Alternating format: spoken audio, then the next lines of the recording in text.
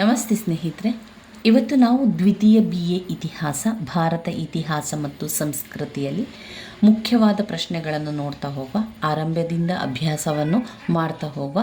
ಯಾರೆಲ್ಲ ದ್ವಿತೀಯ BA ವಿದ್ಯಾರ್ಥಿಗಳಾಗಿದ್ದೀರೋ ನೀವು ಇತಿಹಾಸವನ್ನು ಓದಬೇಕಾದ್ರೆ ಕೆಲವೊಂದು ಮುಖ್ಯವಾದ ವಿಚಾರಗಳನ್ನು ನೆನಪಲ್ಲಿಟ್ಕೊಳ್ಬೇಕು.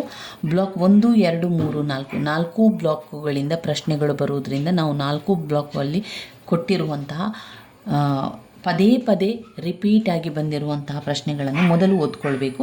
ಅದರಲ್ಲಿ ಮುಖ್ಯವಾದ ಪ್ರಶ್ನೆಗಳನ್ನು ನಾನು ಇವತ್ತು ನಿಮಗೆ ತಿಳಿಸ್ತಾ ಹೋಗ್ತೇನೆ. ಹಾಗೆ ಅದರ ಜೊತೆಗೆ ನಾವು ಒಂದು 15 ಅಂಕದ ಪ್ರಶ್ನೆಯ ಉತ್ತರವನ್ನು ಕೂಡ ತಿಳ್ಕೊಳ್ಳುವ. ಮೊದಲಿಗೆ ನೀವು ಓದಬೇಕಾದ್ರೆ 15 ಅಂಕದ ಪ್ರಶ್ನೆಗಳನ್ನು ಮೊದಲಿಗೆ ಕಲಿಬೇಕು. ಅದಾದ ನಂತರ 10 ಅಂಕದ ಪ್ರಶ್ನೆ, ಅದಾದ ನಂತರ 5 ಅಂಕದ ಪ್ರಶ್ನೆಗಳನ್ನು ಓದ್ತಾ ಹೋಗಬೇಕು. ಬ್ಲಾಕ್ 1ರಲ್ಲಿ ಓದಲೇಬೇಕಾಗಿರುವಂತಹ 15 ಅಂಕದ ಪ್ರಶ್ನೆಗಳು: ಶೇರ್ಷಾನ ಸುಧಾರಣೆಗಳು, ಅಕ್ಬರನ ಧಾರ್ಮಿಕ ನೀತಿ, ಔರಂಗಜೇಬ್ನ ಪ್ರಮುಖ ನೀತಿಗಳು, ಹಾಗೆಯೇ ಮೊಘಲ್ ಸಾಮ್ರಾಜ್ಯದ ಅವನತಿ ಮತ್ತು ಪತನದ ಕಾರಣಗಳು. 15 ಅಂಕಕ್ಕೆ ಬಂದಿರುವಂತಹ ಪ್ರಶ್ನೆ, ಹಾಗೆಯೇ ಪದೇ ಪದೇ ಕೇಳುವಂತಹ ಪ್ರಶ್ನೆ. ಬ್ಲಾಕ್ 2ರಲ್ಲಿ ಮೊಘಲ್ ಕಾಲದ ಸಂಸ್ಕೃತಿ, ಸಾಹಿತ್ಯದ ಬಗ್ಗೆ 10 ಅಂಕದ ಪ್ರಶ್ನೆ ಇರುವಂಥದ್ದು. ಹಾಗೆ ಸೂಫಿ ಪಂಥದ ಬಗ್ಗೆ ಓದ್ಕೊಳ್ಬೇಕು. ಬ್ಲಾಕ್ 3ರಲ್ಲಿ ಶಿವಾಜಿ, ಮರಾಠ ಆಡಳಿತದ ಬಗ್ಗೆ, ಬಾಲಾಜಿ ವಿಶ್ವನಾಥರವರ ಸಾಧನೆಗಳು, ಹಾಗೆ ಬಾಲಾಜಿ ಬಾಜಿರಾವ್ ಅವರ ಸಾಧನೆಗಳ ಬಗ್ಗೆ ತಿಳ್ಕೊಳ್ಬೇಕು. ಅದಾದ ನಂತರ ಬ್ಲಾಕ್ 4ರಲ್ಲಿ ಓದ್ಕೊಳ್ಬೇಕಾಗಿರುವಂಥದ್ದು ಭೂಕಂದಾಯದ ನೀತಿಯ ಬಗ್ಗೆ, ರೈತಾವರಿ ಹಾಗೆಯೇ ಮಹಲ್ವಾರಿ ಪದ್ಧತಿಗಳು, ಹಾಗೆಯೇ ಸಾಮಾಜಿಕ ಮತ್ತು ಧಾರ್ಮಿಕ ಸುಧಾರಣಾ ಚಳುವಳಿಗಳ ಬಗ್ಗೆ, ವುಡ್ಸ್ ವರದಿ. ಇವಿಷ್ಟು ಇದರಲ್ಲಿ ಓದ್ಕೊಳ್ಬೇಕು. ಹಾಗೆ 1857ರ ದಂಗೆಯ ಕಾರಣಗಳನ್ನು ಓದ್ಕೊಳ್ಳಿ. ಮುಖ್ಯವಾಗಿರುವಂತಹ ರಿಪೀಟಾಗಿ ಕೇಳಿರುವಂತಹ ಪ್ರಶ್ನೆ 1857ರ ದಂಗೆಯ ಕಾರಣಗಳು.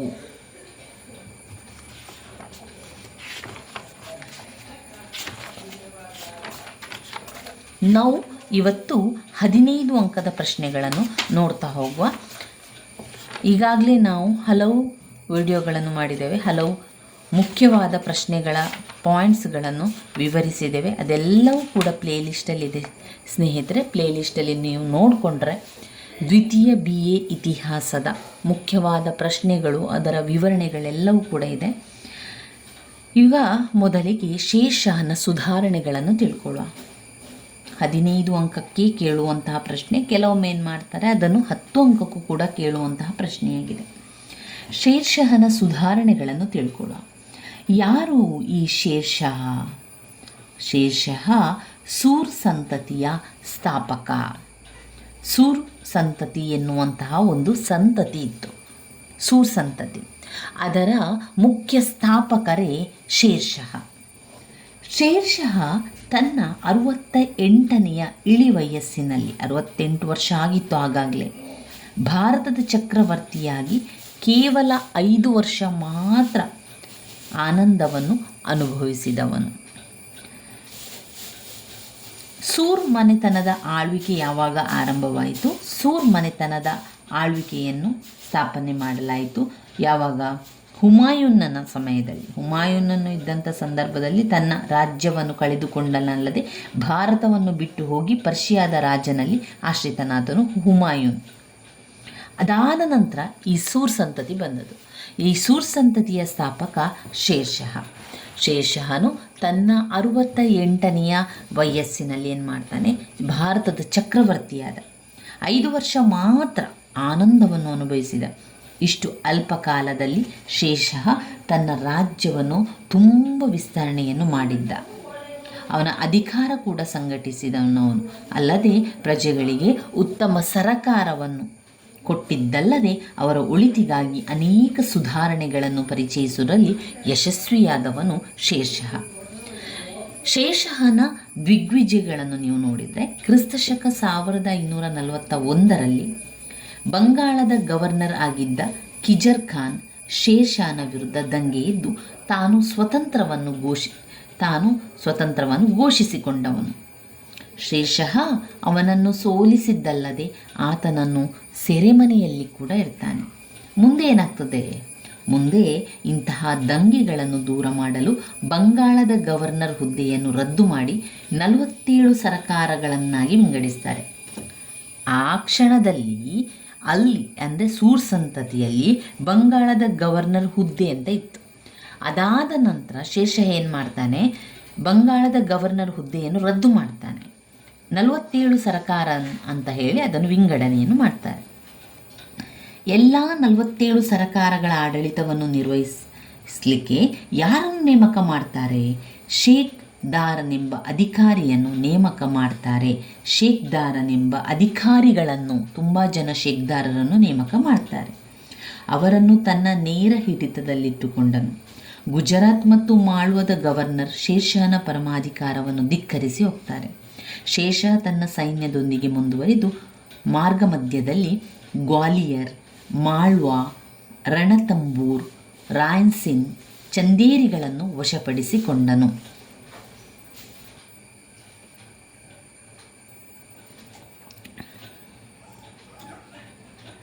ಇದಾದ ನಂತರ ಕ್ರಿಸ್ತಶಕ 1543ರಲ್ಲಿ ಏನು ಮಾಡಿದರು ಅಂತ ಹೇಳಿದರೆ, ಮುಲ್ತಾನ್ ಮತ್ತು ಭಾಗಶಃ ಸಿಂಧು ಪ್ರಾಂತ್ಯವನ್ನು ವಶಪಡಿಸಿಕೊಳ್ಳುವುದರಲ್ಲಿ ಯಶಸ್ವಿಯಾಗ್ತಾನೆ ಮುಲ್ತಾನ್. ಅದಾದ ಮೇಲೆ ಕ್ರಿಸ್ತಶಕ 1544ರ ವರ್ಷದಲ್ಲಿ, ಒಂದೇ ವರ್ಷದ ನಂತರ, ರಜಪೂತ ದೊರೆಗಳನ್ನು ಸೋಲಿಸಿದಲ್ಲದೆ ಅವರನ್ನು ತನ್ನ ಪರಮಾಧಿಕಾರವನ್ನು ಒಪ್ಪಿಕೊಳ್ಳುವಂತೆ ಕೂಡ ಮಾಡ್ತಾನೆ. ಯಾರು? ಶೇಷಃ. ಶೇಷನ ಕೊನೆಯ ಆಕ್ರಮಣವೆಂದರೆ ಬುಂದೇಲ್ಖಂಡ್ ಕಾಲಿಂಜರ್ ಕೋಟೆ. ಅದ್ಯಾವಾಗ? ಮೇ 22, 1545ರಲ್ಲಿ ಶೇಷ ಕಾಲಿಂಜರ್ ಕೋಟೆಗೆ ಮುತ್ತಿಗೆ ಹಾಕಿ ಕೋಟೆಯ ಗೋಡೆಯನ್ನು ಬಿರುಕು ಬಿಡಿಸಲು ರಾಕೆಟ್ ಅನ್ನು ಉಪಯೋಗಿಸುತ್ತಿದ್ದಾಗ ಅದು ಕೋಟೆಯಿಂದ ವಾಪಸ್ ಹಿಂದೆ ಬಂದು ಅಲ್ಲಿ ರಾಶಿಯಾಗಿ ಇಡಲ್ಪಟ್ಟಿದ್ದ ಮದ್ದುಗುಂಡುಗಳ ಮೇಲೆ ಬಿದ್ದು ಶೇಷ ನಿಂತಿದ್ದ ಸ್ಥಳದಲ್ಲಿ ಸ್ಫೋಟಗೊಂಡಿತು. ಇದರಿಂದ ತೀವ್ರವಾಗಿ ಗಾಯಗೊಂಡ ಶೇಷ ಅದೇ ದಿನ ಮರಣ ಕೂಡ ಹೊಂತಾನೆ. ನೋಡಿ, ತಾನೊಂದು ಬಗೆದರೆ ದೈವವೊಂದು ಬಗೆಯುವಂತೆ. ತಾನು ಶೇಷ ಅಂದ್ಕೊಂಡಿದ್ದ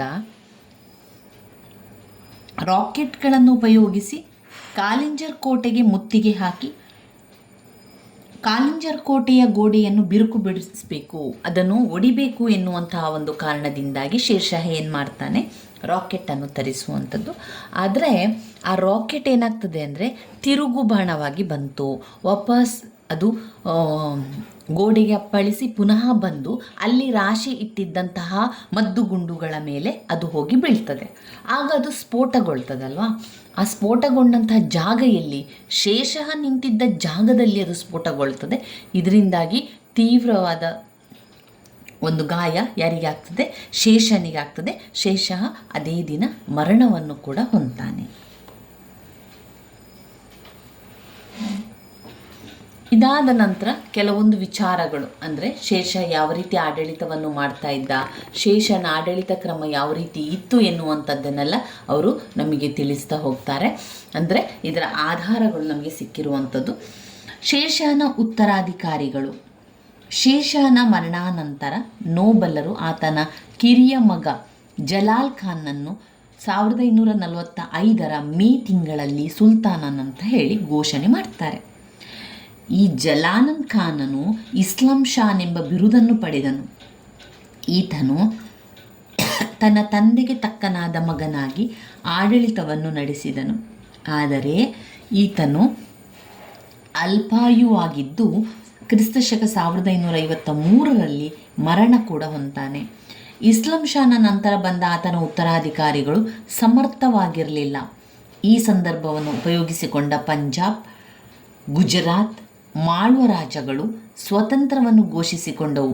ಅದೇ ಅನಾಯಕತ್ವದ ಸಂದರ್ಭವನ್ನು ಉಪಯೋಗಿಸಿಕೊಂಡ ಹುಮಾಯೂನನು ಭಾರತದತ್ತ ಆಕ್ರಮಣ ನಡೆಸಿ 1555ರಲ್ಲಿ ದೆಹಲಿ ಸಿಂಹಾಸನವನ್ನು ವಶಪಡಿಸಿಕೊಂಡು ಮೊಘಲರ ಅಧಿಕಾರವನ್ನು ಪುನರ್ಸ್ಥಾಪನೆ ಮಾಡ್ತಾನೆ. ಮೊಘಲರ ಆಳ್ವಿಕೆಯನ್ನು ಪುನರ್ಸ್ಥಾಪನೆಯನ್ನು ಕೂಡ ಮಾಡ್ತಾನೆ. ಯಾವುದರಿಂದಾಗಿ ಶೇಷನ ಉತ್ತರಾಧಿಕಾರಿಗಳು ಎಲ್ಲ ಮರಣ ಹೊಂದಿದ ನಂತರ ಏನಾಗ್ತದೆ ಎನ್ನುವಂಥದ್ದು ತಿಳಿಸಿರುವಂಥದ್ದು. ಶೇಷನ ಸುಧಾರಣೆ ಯಾವ ರೀತಿ ಇತ್ತು, ಯಾವ ರೀತಿ ಸುಧಾರಣೆಗಳನ್ನೆಲ್ಲ ತಕ್ಕೊಂಡು ಬಂದಿದ್ದಾನೆ. ಶೇಷಃ ಒಬ್ಬ ಉತ್ತಮ ಸೈನ್ಯಾಧಿಕಾರಿಯಾಗಿದ್ದಂತೆ ದಕ್ಷ ಆಡಳಿತಗಾರನೂ ಆಗಿದ್ದನು. ಒಳ್ಳೆಯ ಆಡಳಿತ ಸುಧಾರಣೆಗಳನ್ನು ಕೈಗೊಳ್ಳುವುದರ ಮೂಲಕ ಅಲ್ಪ ಕಾಲದಲ್ಲಿ ಬಹುದೊಡ್ಡ ಖ್ಯಾತಿವಂತನಾದನು. ಡಾಕ್ಟರ್ ಕಾನುಂಗೋ ಅವರು ಶೇಷಹನನ್ನು ಅಫ್ಘನ್ನರಲ್ಲಿ ಅತೀ ಶ್ರೇಷ್ಠ ಸೈನಿಕ ಹಾಗೂ ಆಡಳಿತಗಾರ ಅಂದಿದ್ದಾರೆ. ಅವರು ಮುಂದುವರಿದು ರಾಜ್ಯ ನಿರ್ಮಾಪಕರಾಗಿ ಹಾಗೂ ಉತ್ತಮ ರಚನಾತ್ಮಕ ಆಡಳಿತವನ್ನು ನಡೆಸುವುದರಲ್ಲಿ ಅಕ್ಬರನಿಗಿಂತಲೂ ಶೇಷಃ ಉತ್ತಮ ಎಂಬುದಾಗಿ ಅಭಿಪ್ರಾಯಪಡುತ್ತಾರೆ. ಶೇಷಃ ಪರಿಚಯಿಸಿದ ಆಡಳಿತ ಸುಧಾರಣೆಗಳು ರಾಜ್ಯಕ್ಕೆ ಬಲವನ್ನು ಮತ್ತು ಪ್ರಜೆಗಳಿಗೆ ಸುಭಿಕ್ಷವನ್ನು ಉಂಟು ಮಾಡಿದವು. ಶೇಷನ ಸುಧಾರಣೆಗಳ ಬಗ್ಗೆ ತಿಳ್ಕೊಳ್ಳೋ, ಒಂದೊಂದೇ ಪಾಯಿಂಟ್ಸ್ಗಳನ್ನು ತಿಳ್ಕೊಂಡು ಒಂದೊಂದೇ ಪಾಯಿಂಟ್ಸ್ನ ವಿವರಣೆಯನ್ನು ಕೂಡ ತಿಳ್ಕೊಳ್ಳೋ. ಕೇಂದ್ರಾಡಳಿತ ಸುಧಾರಣೆಗಳು. ಮೊದಲನೇದಾಗಿ ಸುಲ್ತಾನ್, 2 ದಿವಾನ್. ಸುಲ್ತಾನ್ ಮತ್ತು ದಿವಾನ್ ಎನ್ನುವಂಥ 2 ಪಾಯಿಂಟ್ಸ್ಗಳನ್ನು ನಾವು ಈ ಕೇಂದ್ರಾಡಳಿತ ಸುಧಾರಣೆಗಳಲ್ಲಿ ಕಾಣ್ಬೋದು. ಮೊದಲನೇದಾಗಿ ಸುಲ್ತಾನ್.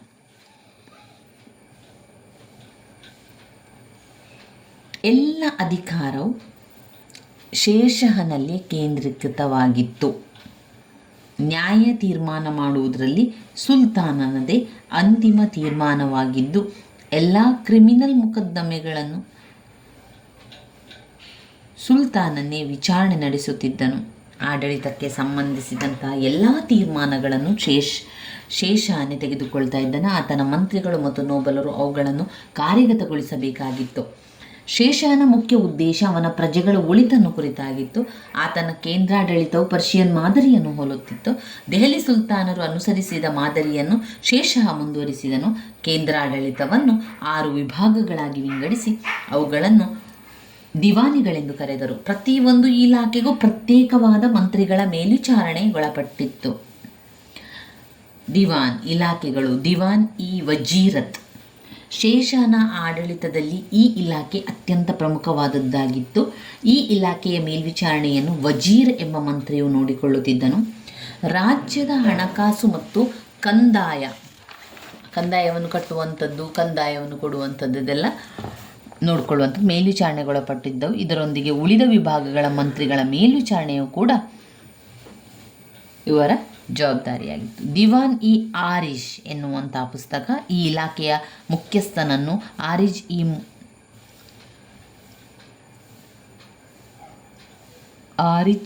ಇ ಮಾಮಾಲಿಕ್ ಎಂಬುದಾಗಿ ಕರೆಯಲಾಯಿತು. ಈತನು ಸೈನ್ಯದ ಮೇಲ್ವಿಚಾರಣೆಯನ್ನು ಹೊಂದಿದ್ದನು. ಸೈನಿಕರ ನೇಮಕ, ಸೈನ್ಯಕ್ಕೆ ಎಲ್ಲ ಅಗತ್ಯ ವಸ್ತುಗಳನ್ನು ಒದಗಿಸುವುದು ಈತನ ಜವಾಬ್ದಾರಿಯಾಗಿತ್ತು. ದಿವಾನ್ ಇ ರಸಾಲತ್, ದಿವಾನ್ ಇ ಇನ್ಫಾ. ಈ 4 ಮಂತ್ರಿಗಳಲ್ಲದೆ ಇನ್ನೂ 2 ಪ್ರಮುಖ ಇಲಾಖೆಗಳಿವೆ. ಅವುಗಳೆಂದರೆ ದಿವಾನ್ ಇ ಖಾಸಾ, ದಿವಾನ್ ಇ ಬರೀದ್. ದಿವಾನ್ ಇ ಖಾಸಾ ಇಲಾಖೆಯ ಪ್ರಮುಖ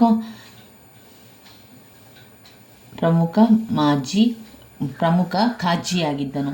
ಈತನು ನ್ಯಾಯಾಡಳಿತವನ್ನು ನೋಡಿಕೊಳ್ಳುತ್ತಿದ್ದನು. ದಿವಾನ್ ಇ ಬರೀದ್ ಇಲಾಖೆಯ ಮುಖಂಡತ್ವವು ಬರೀದ್ ಇ ಮಾಮಾಲಿಕ್ ಎಂಬುವನಾಗಿದ್ದು ಗುಪ್ತತಳದ ಮೇಲ್ವಿಚಾರಣೆಯನ್ನು ನೋಡಿಕೊಳ್ತಾ ಇದ್ದರು. ಇದರೊಂದಿಗೆ ರಾಜ್ಯದ ಗುಪ್ತಚರವನ್ನು ನೋಡಿಕೊಳ್ಳುವ ಜವಾಬ್ದಾರಿ ಕೂಡ ಅವರಿಗಿತ್ತು.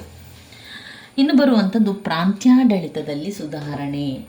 ಪ್ರಾಂತ್ಯಾಡಳಿತದಲ್ಲಿ ಸುಧಾರಣೆಯನ್ನು ನೋಡುವುದಾದರೆ ಸರಕಾರ, ಪರಗಣಗಳು ಮತ್ತು ಗ್ರಾಮಗಳು.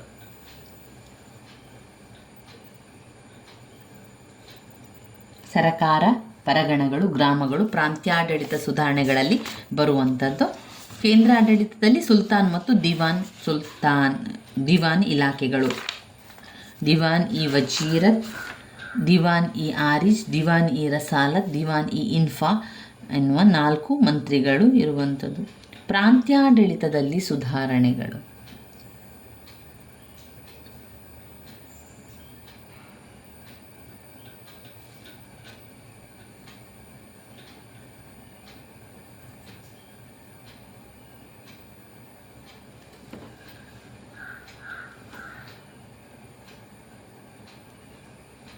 ಇನ್ನು ಪ್ರಾಂತ್ಯಾಡಳಿತ ಸುಧಾರಣೆಗಳಲ್ಲಿ ನಾವು ಶೇಷಃ ತನ್ನ ಸಾಮ್ರಾಜ್ಯವನ್ನು ಇಕ್ತಾ ಅಥವಾ ಪ್ರಾಂತ್ಯಗಳನ್ನಾಗಿ ವಿಂಗಡಣೆ ಮಾಡಿ ಕೆಲವು ಇಕ್ತಾಗಳನ್ನು ಏನು ಮಾಡಿದ್ದಾನೆ, ಅವನು ಗವರ್ನರ್ಗಳ ಆಳ್ವಿಕೆಗೆ ಒಳಪಡಿಸ್ತಾನೆ. ಗವರ್ನರ್ಗಳ ಮುಖಾಂತರ ಎಲ್ಲವನ್ನು ಆಡಳಿತವನ್ನು ಮಾಡಿಸುವಂಥ ಕೆಲಸವನ್ನು ಮಾಡ್ತಾನೆ. ಈ ಹೆಚ್ಚಿನ ಇಕ್ತಾಗಳೇನು ಶೇರ್ಷಾಹನ ಹಿಡಿತದಲ್ಲೇ ಇದ್ದಿದ್ದವು. ಪ್ರತಿಯೊಂದು ಇಕ್ತಾವನ್ನು ಅನೇಕ ಸರಕಾರ ಅಥವಾ ಜಿಲ್ಲೆಗಳನ್ನಾಗಿ, ಪ್ರತಿ ಸರಕಾರಗಳನ್ನು ಪರಗಣಗಳೆಂಬ ಸಣ್ಣ ಘಟಕಗಳನ್ನಾಗಿ ವಿಭಜಿಸಲಾಗಿತ್ತು. ಗ್ರಾಮಗಳು ಸಾಮ್ರಾಜ್ಯದ ಕಡೆಯ ಆಡಳಿತ ಘಟಕ ಆಯಿತು. ಮೊದಲನೇದಾಗಿ ಸರಕಾರ, 2 ಪರಗಣಗಳು, 3 ಗ್ರಾಮಗಳು. ಸರಕಾರ ಅಂತ ಬಂದಾಗ ಶೇಷಾನ ಆಡಳಿತದಲ್ಲಿ ಸರಕಾರ ತುಂಬಾ ದೊಡ್ಡ ಆಡಳಿತ ಘಟಕವಾಗಿತ್ತು. ಹಾಗೆ ತುಂಬಾ ಅದು ತನ್ನ ಕರ್ತವ್ಯವನ್ನು ನಿರ್ವಹಿಸ್ತಾ ಇತ್ತು. ಪ್ರತಿಯೊಂದು ಸರಕಾರ ಕೂಡ ಶೇರ್ದಾರ, ಈ ಶೇಖ್ದಾರಿಂ ಮತ್ತು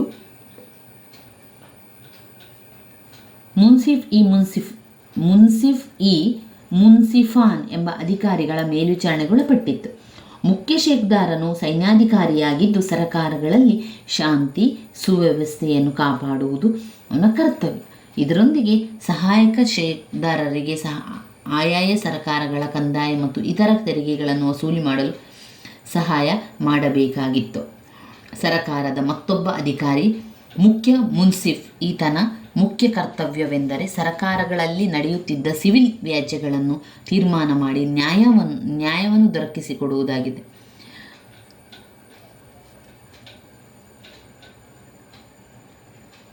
ಅಲ್ಲದೆ ಪರಗಣದಲ್ಲಿದ್ದ ನ್ಯಾಯಾಧಿಕಾರಿಗಳ ಮೇಲ್ವಿಚಾರಣೆಯು ಈತನ ಜವಾಬ್ದಾರಿಯಾಗಿತ್ತು. ಮುಖ್ಯ ಅಧಿಕಾರಿಗಳಿಗೆ ಸಹಾಯಕವಾಗಿ ಅನೇಕ ಸಹಾಯಕ ಅಧಿಕಾರಿಗಳು ಸರ್ಕಾರದಲ್ಲಿರುತ್ತಿದ್ದವು. ಇನ್ನು ಬರುವಂಥದ್ದು ನಾವು ನೋಡಿದರೆ ಪರಗಣಗಳು.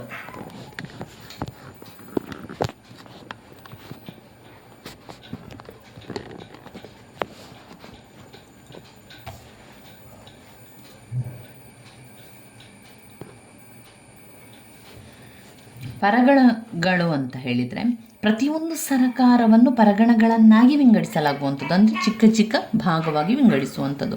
ಪ್ರತಿಯೊಂದು ಪರಗಣಗಳಲ್ಲಿಯೂ ಶೇಖ್ದಾರ, ಅಮೀನ್, ಕಾರ್ಕೂನ್ ಮೊದಲಾದ ಅನೇಕ ಅಧಿಕಾರಿಗಳು ಕೂಡ ಇದ್ದರು. ಶೇಖ್ದಾರನು ಮಿಲಿಟರಿ ಅಧಿಕಾರಿಯಾಗಿಯೂ, ಅಮೀನ್ ಅಥವಾ ಮುನ್ಸಿಫ್ ಈ ಕಂದಾಯ ಅಧಿಕಾರಿಯಾಗಿಯೂ ಕಾರ್ಯವನ್ನು ನಿರ್ವಹಿಸ್ತಾ ಇದ್ದರು. ಪ್ರತಿ ಪರಗಣದಲ್ಲಿಯೂ 2 ಕಾರಕೂನರಿದ್ದು ಪರಗಣದ ಅಲ್ಲಿರುವಂಥ ದಾಸ್ತಾವೇಜುಗಳನ್ನು ಹಿಂದಿ ಮತ್ತು ಪರ್ಷಿಯನ್ ಭಾಷೆಯಲ್ಲಿ ದಾಖಲು ಮಾಡಬೇಕಾಗಿತ್ತು. ಇದಲ್ಲದೆ ಪಟವಾರಿ, ಚೌಧರಿ, ಮುಖದ್ದಮ್ಗಳೆಂಬ ಅಧೀನ ಅಧಿಕಾರಿಗಳು ಅಧಿಕಾರಗಳ ನಡುವೆ ಮಧ್ಯವರ್ತಿಗಳಾಗಿ ಕೆಲಸವನ್ನು ನಿರ್ವಹಿಸ್ತಾ ಇದ್ರು. ಪರಗಣಗಳಲ್ಲಿ ಶಾಂತಿ ಮತ್ತು ಸುವ್ಯವಸ್ಥೆಯನ್ನು ಕಾಪಾಡುವುದು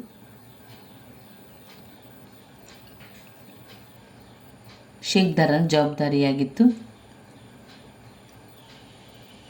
ಅಲ್ಲದೆ ಅಮೀನನಿಗೆ ಕಂದಾಯವನ್ನು ವಸೂಲಿ ಮಾಡಲು ಸಹಕರಿಸುವುದು, ವ್ಯವಸಾಯಕ್ಕೊಳಪಟ್ಟ ಜಮೀನುಗಳ ಅಳತೆ ಮತ್ತು ಸಿವಿಲ್ ಮೊಕದ್ದಮೆಗಳನ್ನು ತೀರ್ಮಾನಗೊಳಿಸುವುದು ಆತನ ಕರ್ತವ್ಯವಾಗಿತ್ತು.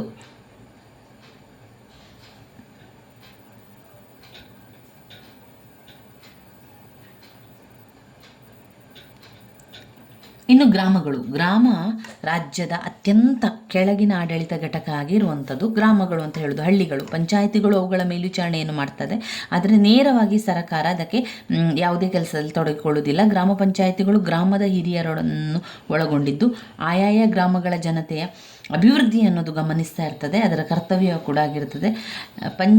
ಅಲ್ಲಿ ಪಂಚಾಯಿತಿಯ ಸದಸ್ಯರು ರಾಜ್ಯದ ಅಧಿಕಾರಿಗಳು ಮತ್ತು ಗ್ರಾಮಗಳ ಜನತೆಯ ನಡುವೆ ಸಂಯೋಜನಾಧಿಕಾರಿಯಾಗಿ ಕೆಲಸ ನಿರ್ವಹಿಸುತ್ತಿದ್ದನು.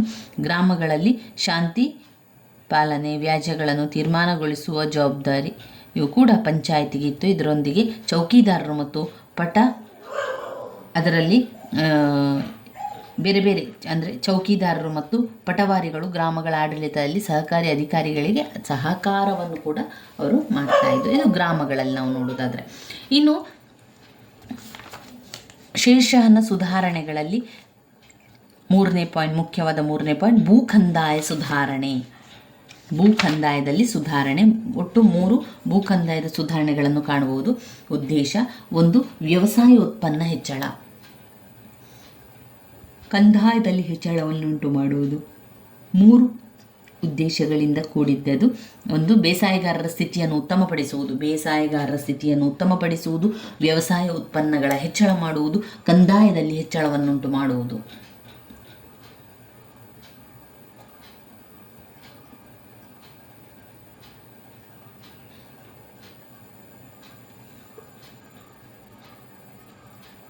ಭೂಕಂದಾಯದ ಸುಧಾರಣೆಯಲ್ಲಿ 1. ವ್ಯವಸಾಯ ಉತ್ಪನ್ನಗಳ ಹೆಚ್ಚಳ, 2. ಬೇಸಾಯಗಾರ ಸ್ಥಿತಿಯನ್ನು ಉತ್ತಮಪಡಿಸುವುದು, 3. ಕಂದಾಯದಲ್ಲಿ ಹೆಚ್ಚಳವನ್ನುಂಟು ಮಾಡುವುದು.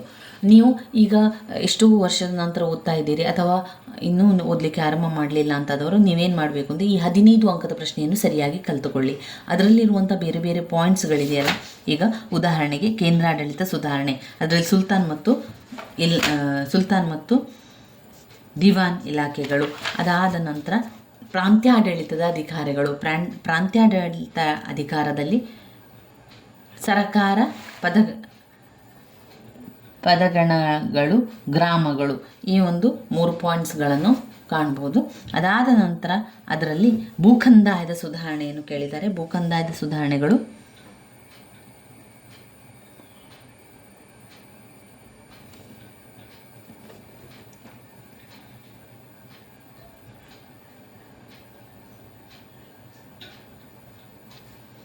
ಭೂಕಂದಾಯದಲ್ಲಿ ಸುಧಾರಣೆಯಲ್ಲಿ ವ್ಯವಸಾಯ ಉತ್ಪನ್ನಗಳ ಹೆಚ್ಚಳ ಆಗಬೇಕು, ಬೇಸಾಯಗಾರ ಸ್ಥಿತಿಯನ್ನು ಉತ್ತಮಪಡಿಸುವುದು, ಕಂದಾಯದಲ್ಲಿ ಹೆಚ್ಚಳವನ್ನುಂಟು ಮಾಡುವುದು.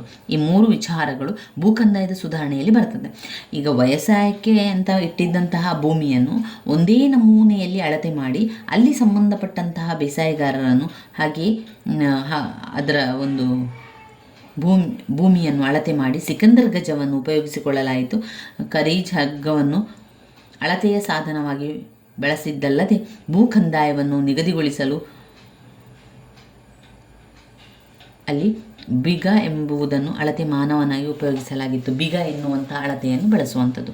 ಭೂಮಿಯ ಫಲವತ್ತತೆಯ ಅನುಗುಣವಾಗಿ ಏನು ಮಾಡ್ತಾಯಿದ್ರು, ಈ ವ್ಯವಸಾಯವನ್ನು ಬೇರೆ ಬೇರೆ ವಿಭಾಗಗಳಾಗಿ ವಿಂಗಡಿಸ್ತಾ ಇದ್ರು. ಆ ಭೂಮಿಯನ್ನು 3 ಭಾಗಗಳಾಗಿ ವಿಂಗಡಿಸಿ ಎಲ್ಲಿ ಫಲವತ್ತತೆ ಇದೆ, ಎಲ್ಲಿ ಉತ್ತಮ ಫಲ, ಎಲ್ಲಿ ಮಧ್ಯಮ ಫಲ, ಎಲ್ಲಿ ಕಡಿಮೆ ಇರುವಂಥದ್ದು, ಪ್ರತಿ ಬಿಗ ಭೂಮಿಯ ಬೆಳೆಯನ್ನು ಆಧರಿಸಿ ಕಂದಾಯವನ್ನು ನಿಗದಿಗೊಳಿಸಲಾಯಿತು. ಇಂತಹ ವೈಜ್ಞಾನಿಕ ಮಾದರಿಯಲ್ಲಿ ಕಂದಾಯವನ್ನು ನಿಗದಿಪಡಿಸುವುದಲ್ಲದೆ ಪ್ರತಿ ಬೇಸಾಯಗಾರ ಈ ಭೂಕಂದಾಯದ ವ್ಯವಸ್ಥೆಯಲ್ಲಿ ಪ್ರತಿ ಬೇಸಾಯಗಾರನಿಗೂ ಕೂಡ 2 ಪತ್ರವನ್ನು ಕೊಡಲಾಯಿತು. ಯಾವುದು ಆ ಪತ್ರ ಅಂತ ಹೇಳಿದರೆ, ಒಂದು ಪಟ್ಟ ಅಥವಾ ಭೂಮಿಯ ಆಧಾರ ಪತ್ರ ಅಂತ ನಾವು ಅದನ್ನು ಕರೀತೇವೆ. ಹಾಗೆ ಎರಡನೇದಾಗಿ ಕಬೂಲಿಯತ್ ಅಥವಾ ಒಪ್ಪಿಗೆಯ ಕರಾರು ಪತ್ರ ಎನ್ನುವಂಥ 2 ಪತ್ರವನ್ನು ಕೊಡ್ತೇವೆ.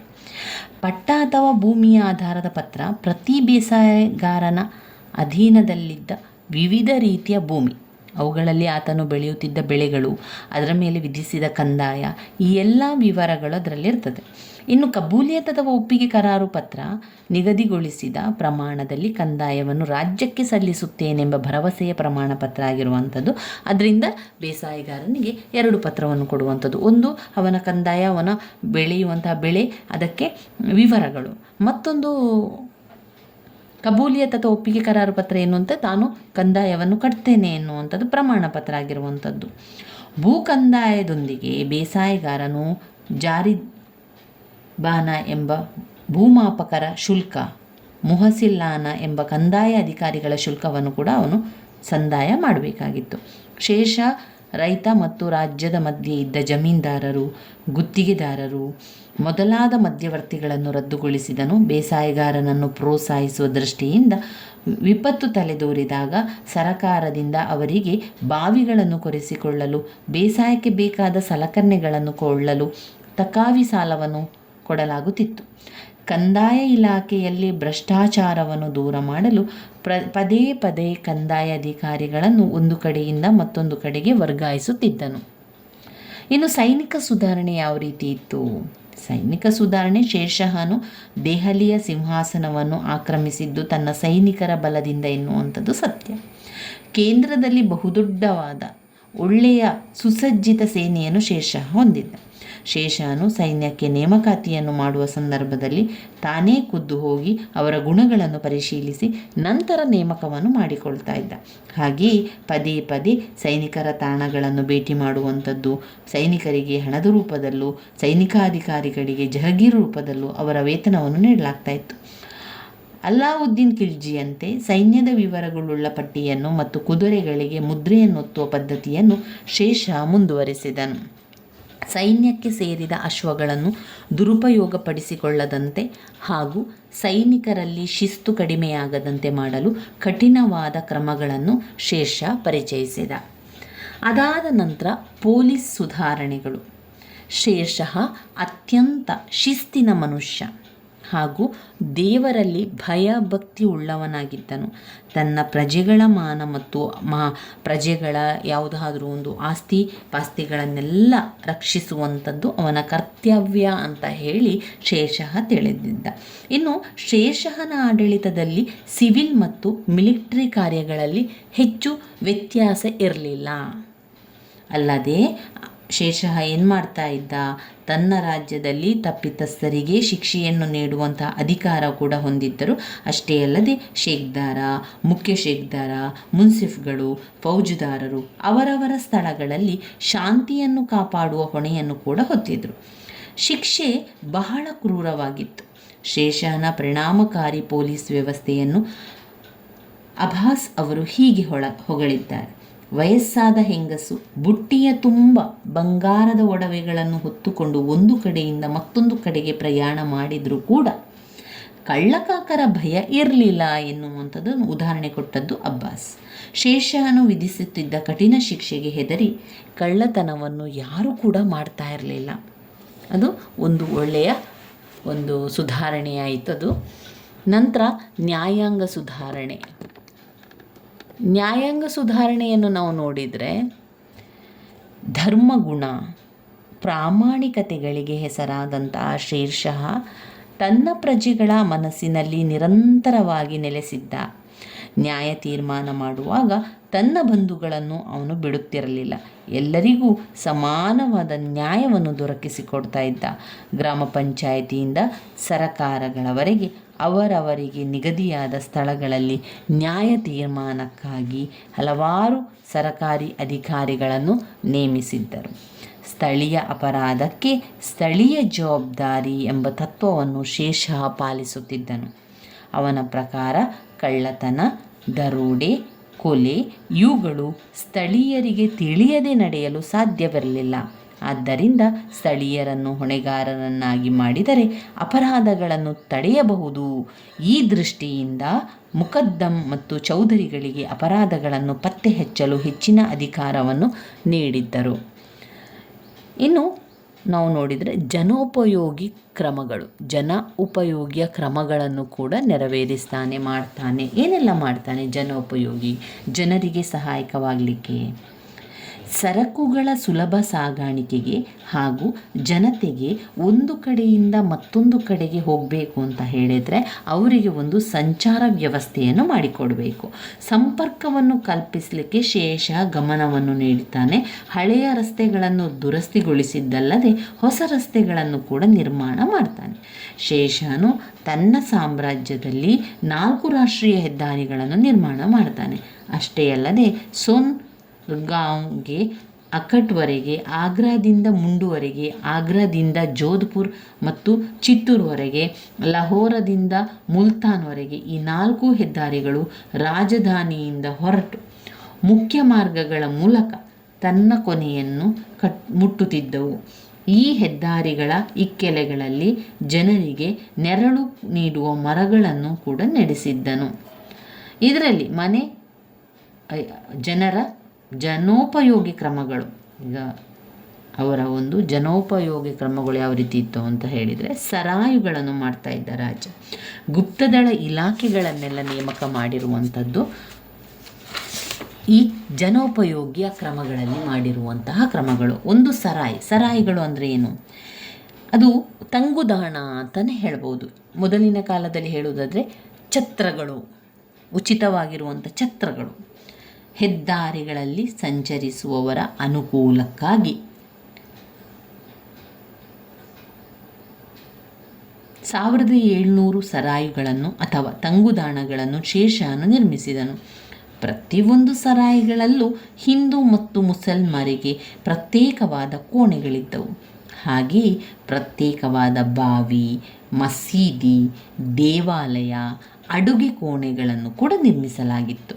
ಈ ಸರಾಯುಗಳು ಹೆದ್ದಾರಿಗಳಲ್ಲಿ ನಿರ್ಮಾಣವಾಗಿದ್ದುದರಿಂದ ಇವು ಕ್ರಮೇಣ ವ್ಯಾಪಾರ ಮತ್ತು ವಾಣಿಜ್ಯದ ಕೇಂದ್ರಗಳಾಗಿ ಬೆಳವಣಿಗೆಯಾದವು. ಅಲ್ಲದೆ ಈ ಸರಾಯಿಗಳು ಅಂಚೆ ಇಲಾಖೆಯಿಂದ ಅಥವಾ ಡಾಕ್ ಚೌಕಿಗಳಾಗಿ ಕೂಡ ಕೆಲಸ ನಿರ್ವಹಿಸುತ್ತಿದ್ದವು. ಪ್ರತಿ ಸರಾಯಿಗಳಲ್ಲಿ ಸದಾಕಾಲ 2 ಕುದುರೆ ಸವಾರರು ಸಿದ್ಧವಾಗಿ ನಿಂತಿದ್ದು ಸುಲ್ತಾನನ ಪತ್ರಗಳನ್ನು, ಫರ್ಮಾನ್ಗಳನ್ನು ಒಂದು ಸ್ಥಳದಿಂದ ಮತ್ತೊಂದು ಸ್ಥಳಕ್ಕೆ ಶೀಘ್ರವಾಗಿ ತಲುಪಿಸುತ್ತಿದ್ದರು. ಹೀಗೆ ಸರಾಯಿಗಳು ಸಾರ್ವಜನಿಕರ ಸಂಚಾರಕ್ಕೆ ಮತ್ತು ವರ್ತಕರಿಗೆ ತಂಗುದಾಣಗಳಾಗಿ ಹಾಗೂ ಸರಕಾರದ ಕಾಗದ ಪತ್ರಗಳ ಶೀಘ್ರ ರವಾನೆಗೆ ಸಹಾಯವಾಗಿದ್ದವು. ಇನ್ನು ಗುಪ್ತದಳ ಇಲಾಖೆ, ಜಾಗೃತ ದಳ ಅಂತ ನಾವು ಹೇಳ್ತೇವೆ.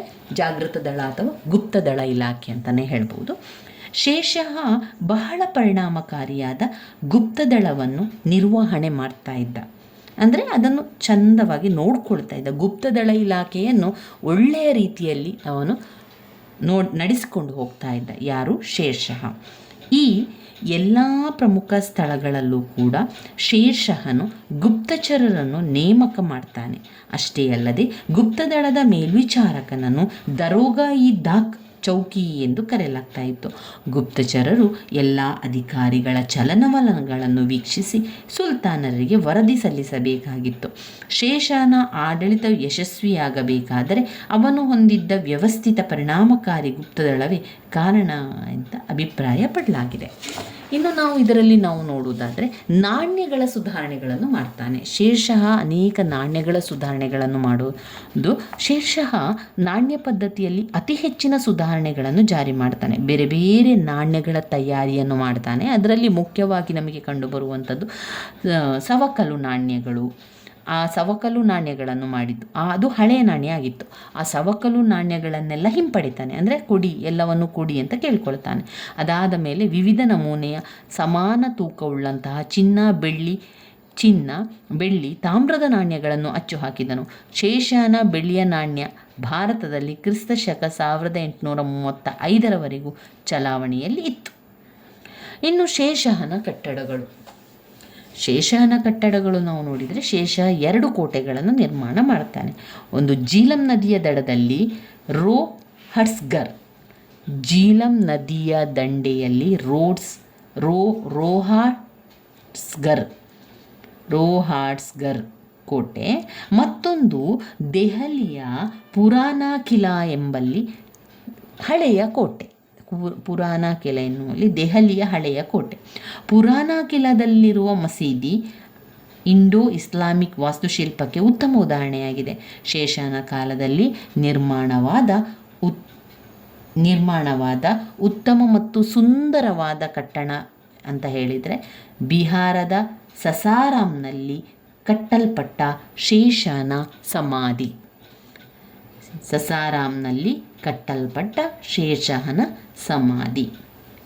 ಶೇಷನ ಔದಾರ್ಯತೆ.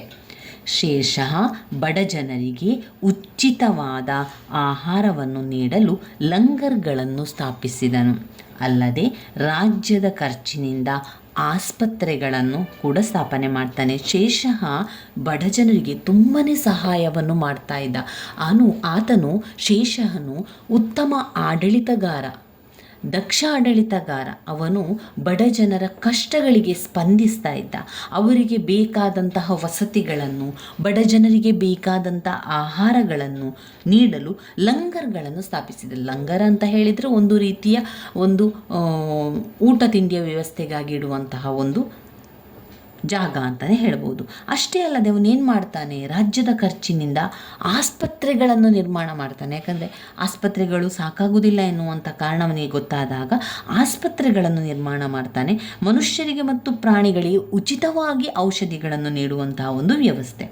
ವಿದ್ಯಾಭ್ಯಾಸವನ್ನು ಪ್ರೋತ್ಸಾಹಿಸಲು ಮಸೀದಿಗಳಿಗೆ ಮತ್ತು ಮಂದಿರಗಳಿಗೆ, ಮದರಸ್ಗಳಿಗೆ ಅನೇಕ ದತ್ತಿಗಳನ್ನು ಕೂಡ ನೀಡಿದ್ದು ಶೇಷಃ. ಇನ್ನು ಸೂರ್ಮನೆತನದ ಅವನತಿ ಕೂಡ ಆಗ್ತದೆ. ಹೇಗಾಯಿತು ಸೂರ್ಮನೆತನದ ಅವನತಿ? ಅಫ್ಘನ್ನರ ಆಡಳಿತವನ್ನು ನಿರ್ಮೂಲನೆ ಮಾಡಿ ಮೊಘಲರ ಆಳ್ವಿಕೆಯನ್ನು ಪುನರ್ಸ್ಥಾಪಿಸಿದನು.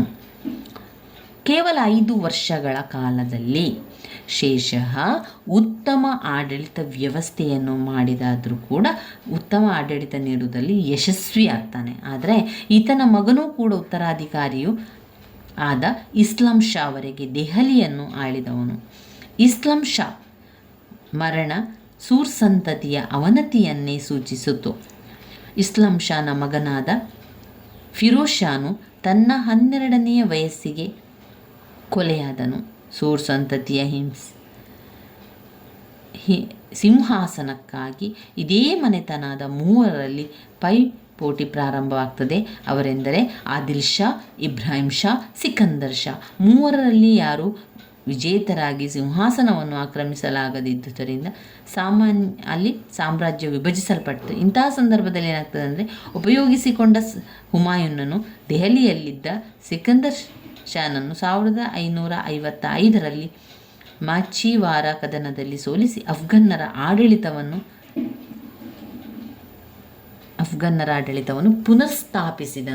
ಪುನರ್ಸ್ಥಾಪನೆಯನ್ನು ಕೂಡ ಮಾಡ್ತಾನೆ. ಇವಿಷ್ಟು ಶೇಷನ ಒಂದು ಸುಧಾರಣೆಗಳಲ್ಲಿ ಬರ್ತದೆ. ವೆರಿ ಇಂಪಾರ್ಟೆಂಟ್ ಆಗಿರುವಂಥ ಪ್ರಶ್ನೆ, ಸ್ಕಿಪ್ ಮಾಡಬೇಡಿ.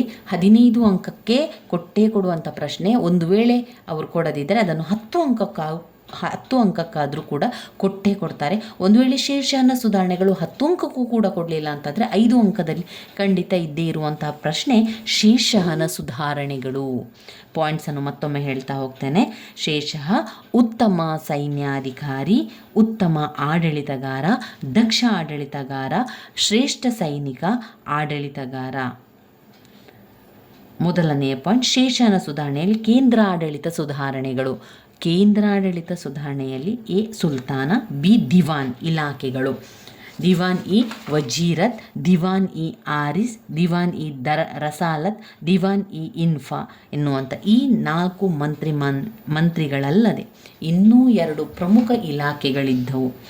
ದಿವಾನ್ ಇ ಖಾಸಾ, ದಿವಾನ್ ಇ ಬರೀದ್. ದಿವಾನ್ ಇ ಖಾಸಾ ಇಲಾಖೆಯ ಪ್ರಮುಖ ಮುಖ್ಯ ಖಾಜಿಯಾಗಿದ್ದನು. ಈತನು ನ್ಯಾಯಾಡಳಿತವನ್ನು ನೋಡಿಕೊಳ್ಳುತ್ತಿದ್ದನು. ದಿವಾನ್ ಇ ಬರೀದ್ ಇಲಾಖೆಯ ಮುಖಂಡತ್ವವನ್ನು ಬರೀದ್ ಇ ಮಾಮಾಲಿಕ್ ಎಂಬುವನಾಗಿದ್ದು ಗುಪ್ತದಳದ ಮೇಲ್ವಿಚಾರಣೆಯನ್ನು ನೋಡಿಕೊಳ್ಳುತ್ತಿದ್ದರು. ಇದರೊಂದಿಗೆ ರಾಜ್ಯದ ಗುಪ್ತಚರರನ್ನು ನೋಡಿಕೊಳ್ಳುವ ಜವಾಬ್ದಾರಿಯನ್ನು ಹೊಂದಿದ್ದನು. ಪ್ರಾಂತ್ಯಾಡಳಿತ ಸುಧಾರಣೆ, ಅದರಲ್ಲಿ 1 ಸರಕಾರ, 2 ಪರಗಣಗಳು, 3 ಗ್ರಾಮಗಳು.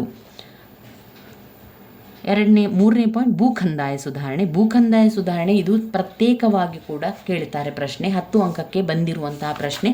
ಶೇರ್ಷಹನ ಭೂಕಂದಾಯದ ಸುಧಾರಣೆಯನ್ನು ವಿವರಿಸಿ. ಯಾವ ರೀತಿ ಅಂತ ನೋಡ್ಕೊಳ್ಳಿ.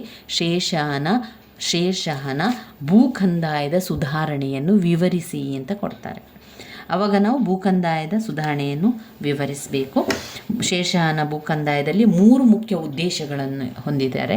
ಆ 3 ಉದ್ದೇಶಗಳನ್ನು ಬರೆದು ಅದನ್ನು ವಿವರಿಸಬೇಕು. 1, ವ್ಯವಸಾಯದ ಉತ್ಪನ್ನಗಳ ಹೆಚ್ಚಳ. 2, ಕಂದಾಯದಲ್ಲಿ ಹೆಚ್ಚಳವನ್ನುಂಟು ಮಾಡುವುದು. 3, ಬೇಸಾಯಗಾರರ ಸ್ಥಿತಿಯನ್ನು ಉತ್ತಮಪಡಿಸುವುದು. ಇದು ಭೂಕಂದಾಯದ ಸುಧಾರಣೆಯಲ್ಲಿ ಬರ್ತದೆ. ಅದಾದ ಮೇಲೆ ಸೈನಿಕ ಸುಧಾರಣೆ, ಅದಾದ ಮೇಲೆ ಪೊಲೀಸ್ ಸುಧಾರಣೆ, ನ್ಯಾಯಾಂಗ ಸುಧಾರಣೆ, ಜನೋಪಯೋಗಿ ಕ್ರಮಗಳು, ಸರಾಯಿಗಳು, ಗುಪ್ತದಳ ಇಲಾಖೆ, ನಾಣ್ಯಗಳ ಸುಧಾರಣೆ, ಶೇಷನ ಕಟ್ಟಡಗಳು, ಶೇರ್ ಮತ್ತು ಔದಾರ್ಯಗಳು, ಸೂರ್ಮನೆತನದ ಅವನತಿ. ಇವಿಷ್ಟು ನಮ್ಮ ಶೇಷನ ಸುಧಾರಣೆಗಳಲ್ಲಿ ನಾವು ಬರಿತಾ ಹೋಗಬೇಕು. ಇನ್ನು ನಾವು ಓದಬೇಕಾಗಿರುವಂಥ 15 ಅಂಕದ ಪ್ರಶ್ನೆಯನ್ನು ನಾವು ನೋಡ್ಕೊಳ್ಳ. ಇದರಲ್ಲಿ ನೀವು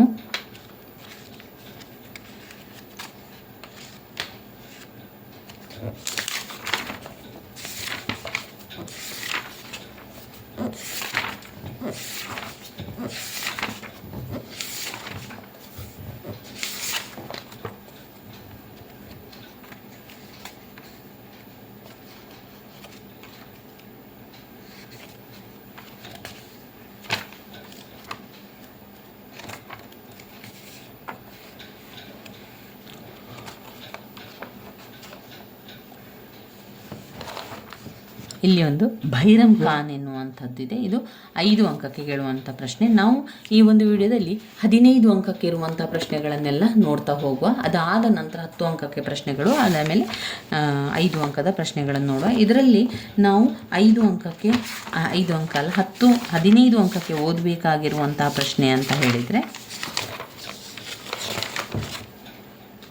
15 ಅಂಕಕ್ಕೆ ಬರುವಂತಹ ಪ್ರಶ್ನೆ ಅಕ್ಬರನ ನೀತಿಗಳನ್ನು ತಿಳಿಸಿ ಅಥವಾ ಅಕ್ಬರನ ಧಾರ್ಮಿಕ ನೀತಿಯ ಬಗ್ಗೆ ತಿಳಿಸಿ ಅಂತ ಕೊಟ್ಟಿದ್ದಾರೆ. ಅಕ್ಬರನ ಧಾರ್ಮಿಕ ನೀತಿ.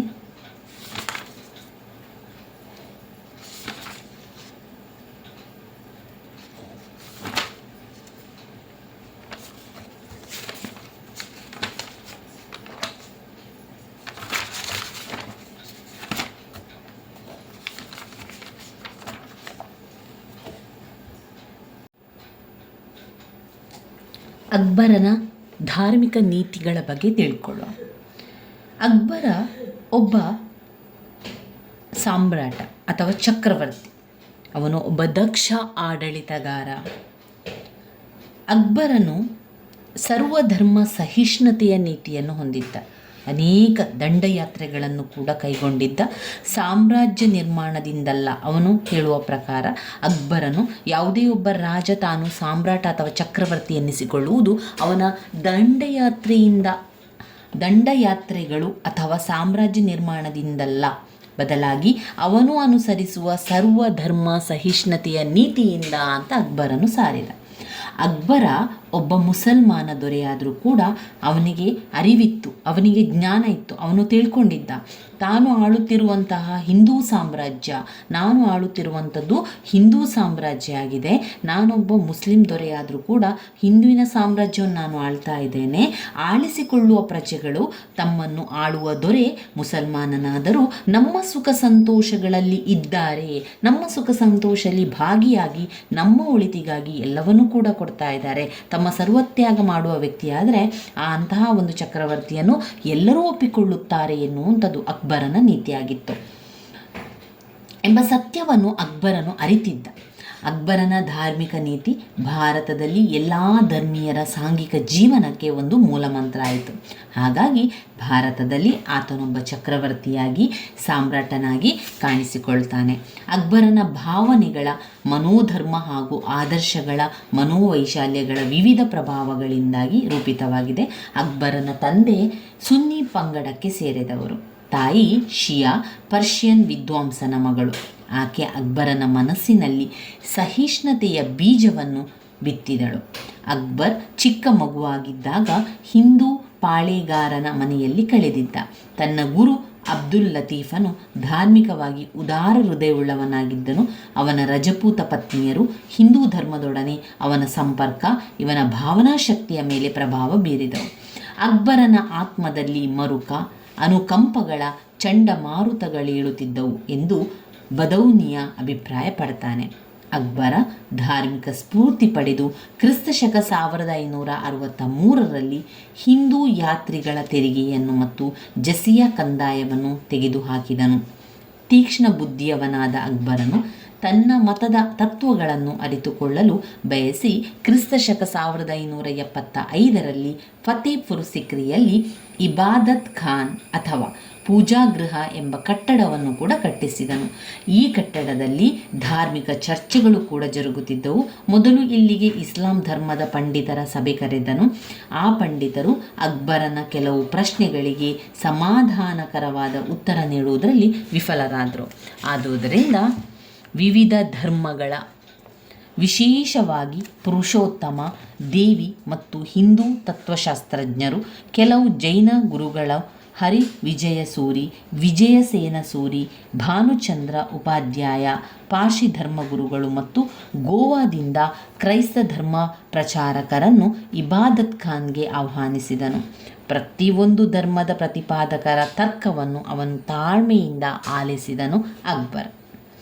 ಆದರೆ ಅವನು ಯಾವುದೇ ಧರ್ಮಕ್ಕೆ ಪರಿವರ್ತನೆಗೊಳ್ಳಲಿಲ್ಲ. ಅಕ್ಬರನು ಎಲ್ಲ ಮುಖ್ಯ ಧರ್ಮಗಳ ಸಮನ್ವಯವನ್ನು ಸಾಧಿಸಲು ಪ್ರಯತ್ನಿಸಿದನು. ಇಂಥ ಪ್ರಯತ್ನದ ಫಲದಿಂದಾಗಿ ದೀನ್ ಇ ಲಾಯಿ ಏಕೇಶ್ವರವಾದ ರೂಪ ತಾಳಿತು.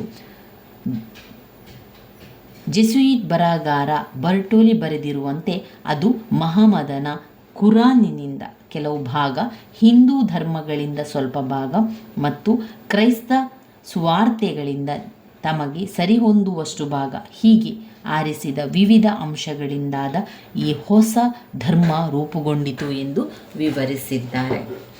ಅಕ್ಬರನು ಕ್ರಿಸ್ತಶಕ 1581ರಲ್ಲಿ ದೀನ್ ಇ ಲಾಯಿ ಎಂಬ ಧರ್ಮವನ್ನು ಸ್ಥಾಪಿಸಿದನು. ದೇಶಕ್ಕೆ ಒಂದೇ ಧರ್ಮವಿರಬೇಕೆಂದು ಅವನ ಉದ್ದೇಶವಾಗಿತ್ತು. ದೀನ್ ಇ ಲಾಯಿ ಸರ್ವರೊಡನೆ ಶಾಂತಿ ಎಂಬ ತತ್ವವನ್ನಾಧರಿಸಿತ್ತು. ಈ ಧರ್ಮದಲ್ಲಿ ಅಕ್ಬರನು ಹಿಂದೂ, ಇಸ್ಲಾಂ, ಜೈನ, ಪಾರ್ಸಿ ಮತ್ತು ಕ್ರೈಸ್ತ ಮೊದಲಾದ ಧರ್ಮಗಳ ಮುಖ್ಯ ತತ್ವಗಳನ್ನು ಕ್ರೋಢೀಕರಿಸಿದನು. ಅಷ್ಟೇ ಅಲ್ಲದೆ ರಾಜ ಭಗವನ್ದಾಸನನ್ನು ಬಿಟ್ಟು ಉಳಿದ ದರ್ಬಾರಿನೆಲ್ಲ ಧರ್ಮದ ವರಿಷ್ಠ ಪುರೋಹಿತನಂತೆ ಕಾರ್ಯನಿರ್ವಹಿಸಿದನು. ರಾಜಕೀಯ ಸಂಸ್ಥೆಯಂತಿದ್ದ ದೀನ್ ಇ ಲಾಯಿ ಅಕ್ಬರನ ನಿರೀಕ್ಷೆಯನ್ನು ಸಂಪೂರ್ಣವಾಗಿ ಪೂರೈಸಿತು ಎಂದು ಇ ಬಿ ಹ್ಯಾಮ್ ತಿಳಿಸಿದ್ದಾರೆ. ವಿ ಎ ಸ್ಮಿತ್ ಅವರು ದೀನ್ ಇ ಲಾಯಿ ಅಕ್ಬರನ ಬುದ್ಧಿವಂತಿಕೆಯಾಗಿರದೆ ಆತನ ಮೂರ್ಖತನದ ಪ್ರತೀಕವಾಗಿತ್ತು ಎಂದು ಅಭಿಪ್ರಾಯಪಟ್ಟಿದ್ದಾರೆ. ದೀನ್ ಇ ಲಾಯಿಗೆ ಸೇರಿದವರು ಮಾಂಸಾಹಾರ ತ್ಯಜಿಸಬೇಕಾಗಿತ್ತು, ಮಲಗುವಾಗ ಪೂರ್ವಕ್ಕೆ ತಲೆ ಹಾಕಿ ಮಲಗಬೇಕಾಗಿತ್ತು. ಚಕ್ರವರ್ತಿಯ ಸೇವೆಯಲ್ಲಿ ಈ ಧರ್ಮದವರು ತಮ್ಮ ಆಸ್ತಿ, ಪ್ರಾಣ, ಗೌರವಗಳನ್ನು ತ್ಯಾಗ ಮಾಡಬೇಕೆಂದು ಅಪೇಕ್ಷಿಸಲಾಗಿತ್ತು. ಹಾಗಾಗಿ ದೀನ್ ಇ ಲಾಯಿಗೆ ಹೆಚ್ಚಿನ ಜನ ಸೇರಲಿಲ್ಲ. ಇದನ್ನು ಸ್ವೀಕರಿಸಿದ ಒಬ್ಬನೇ ಪ್ರಮುಖ ಹಿಂದುವೆಂದರೆ ಬೀರ್ಬಲ್. ಅಕ್ಬರನು ಬದುಕಿರುವವರೆಗೂ ಅಸ್ತಿತ್ವದಲ್ಲಿದ್ದ ದೀನ್ ಇ ಲಾಯಿ ಆತನ ಮರಣದೊಂದಿಗೆ ಕಣ್ಮರೆಯಾಯಿತು. ಇತಿಹಾಸಕಾರ ವಾನ್ ನೋವರವರು ಅಕ್ಬರನು ಸ್ಥಾಪಿಸಿದ ಧರ್ಮಕ್ಕೆ ಮತ್ತು ಪರಮತ ಸಹಿಷ್ಣುತೆಗೆ ಅವನಿಗೆ ಯಾವ ಕಾಲದಲ್ಲಿ ಮಾನವನನ್ನು ಉದ್ಧರಿಸಿದ ಧರ್ಮಿಷ್ಠರ ಸವಾಲಿನಲ್ಲಿ ಅಗ್ರಸ್ಥಾನವನ್ನು ಗಳಿಸಿಕೊಡುತ್ತದೆ ಎಂದು ವಿವರಿಸಿದ್ದಾನೆ. ಈ ರೀತಿಯಾಗಿ ಅಕ್ಬರನು ಒಂದು ಹೊಸ ಧರ್ಮವನ್ನು ಸ್ಥಾಪನೆ ಮಾಡಿ ದೀನ್ ಇ ಲಾಯಿ ಎನ್ನುವಂತಹ ಧರ್ಮವನ್ನು ಸ್ಥಾಪನೆಯನ್ನು ಮಾಡಿರುವಂಥದ್ದು. ಕಂದಾಯ ಸುಧಾರಣೆಯ ಬಗ್ಗೆ ಹೇಳುವುದಾದರೆ, ಭೂಕಂದಾಯವು ಸಾಮ್ರಾಜ್ಯದ ಆರ್ಥಿಕ ಬೆನ್ನೆಲುಬಾಗಿದ್ದರಿಂದ ಅಕ್ಬರನು ತನ್ನ ಸಾಮ್ರಾಜ್ಯದಲ್ಲಿ ಏಕೀಕೃತ ಕಂದಾಯ ವ್ಯವಸ್ಥೆಯನ್ನು ಜಾರಿಗೆ ತಂದನು. ಅಕ್ಬರನಿಗೆ ಕಂದಾಯ ವ್ಯವಸ್ಥೆಯಲ್ಲಿ ಸೂಕ್ಷ್ಮ ಅಂಶಗಳ ಅರಿವು ಇತ್ತು. ಅಕ್ಬರನಿಗೆ ಮುಜಫರ್ ಖಾನ್ ಮತ್ತು ತೊದರಮಲ್ಲನಂಥ ಪರಿಣಿತ ಆರ್ಥಿಕ ಮಂತ್ರಿಗಳು ಅಕ್ಬರನಿಗೆ ಸಹಕಾರವನ್ನು ನೀಡ್ತಾರೆ. ಸಾಮ್ರಾಜ್ಯದ ಅರ್ಥ ಸಚಿವರು ಪ್ರಜೆಗಳು ಸರಕಾರದ ಹಿತಾಸಕ್ತಿಗಳಿಗೆ ಅನುಗುಣವಾಗಿ ಆರ್ಥಿಕ ಧೋರಣೆಯನ್ನು ಜಾರಿಗೆ ತಂದನು. ಹಲವು ಅಗತ್ಯವಾದ ಬದಲಾವಣೆಗಳೊಂದಿಗೆ ಶೇರ್ಷಾ ಕಂದಾಯ ಪದ್ಧತಿಯನ್ನೇ ಅಕ್ಬರ್ ಅಳವಡಿಸಿಕೊಂಡನು. ಕ್ರಿಸ್ತಶಕ 1575ರಲ್ಲಿ ಜಹಗೀರ್ ಪದ್ಧತಿಯನ್ನು ರದ್ದುಗೊಳಿಸಲಾಯಿತು. ಮೊಘಲ್ ಸಾಮ್ರಾಜ್ಯದಲ್ಲಿ 182 ಪರಗಣಗಳಿದ್ದವು. ಕರೋರಿ ಎಂಬುವನು ಕಂದಾಯವನ್ನು ವಸೂಲಿ ಮಾಡುತ್ತಿದ್ದನು. ಕರೋರಿಗಳು ಲಂಚಗುಳಿತನದಲ್ಲಿ ತೊಡಗಿದ್ದರು.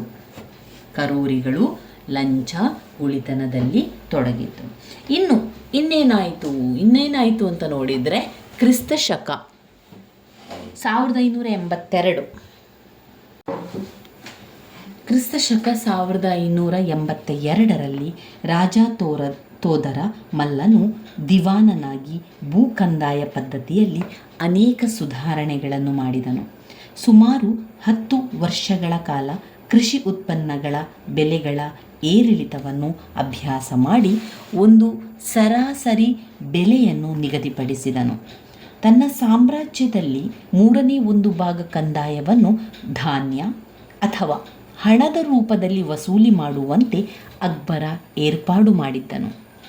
ಕೃಷಿ ಮಾಡುವ ಜಮೀನುಗಳನ್ನು ಅಳತೆ ಮಾಡಿಸಲು ಕಬ್ಬಿಣದ ಬಳೆಗಳಿಂದ ಜೋಡಿಸಲ್ಪಟ್ಟ ಕೊಂಬುಗಳ ಸಹಾಯದಿಂದ ಜಮೀನುಗಳನ್ನು ಅಳತೆ ಮಾಡಿದನು. ಸಾಗುವಳಿ ಕಾಲಾವಧಿಯ ಆಧಾರದ ಮೇಲೆ ಜಮೀನನ್ನು 4 ವರ್ಗಗಳಾಗಿ ವರ್ಗೀಕರಣ ಮಾಡಿ ಅದಕ್ಕೆ ಬೇಕಾದ ಕ್ರಮವನ್ನು ಕೈಗೊಳ್ಳುತ್ತಾನೆ. ಅದು ಯಾವುದು ಅಂತ ಹೇಳಿದರೆ, 1 ಪೋಲಜ್ ಜಮೀನು, ಇದು ಪ್ರತಿ ವರ್ಷವೂ ತಪ್ಪದೆ ಸಾಗುವಳಿಗೆ ಒಳಪಟ್ಟಂತಹ ಒಂದು ಜಮೀನು. ಅಂದರೆ ಅದು ಉತ್ತಮ ಫಲವತ್ತಾದ ಜಮೀನು ಅಂತಲೇ ಹೇಳ್ಬೋದು. ಇನ್ನು ಪರೌತಿ ಎಂಬುದು ಭೂಸಾರವನ್ನು ಮರಳಿ ಪಡೆಯುವುದಕ್ಕಾಗಿ ಕೆಲ ಕಾಲದವರೆಗೆ ಸಾಗುವಳಿ ಮಾಡದಂತಹ ಭೂಮಿ. 3 ಚಚ್ಚಾರ್ ಎಂಬುದು 3 ಅಥವಾ 4 ವರ್ಷಗಳವರೆಗೆ ಸಾಗುವಳಿ ಇಲ್ಲದ ಭೂಮಿ.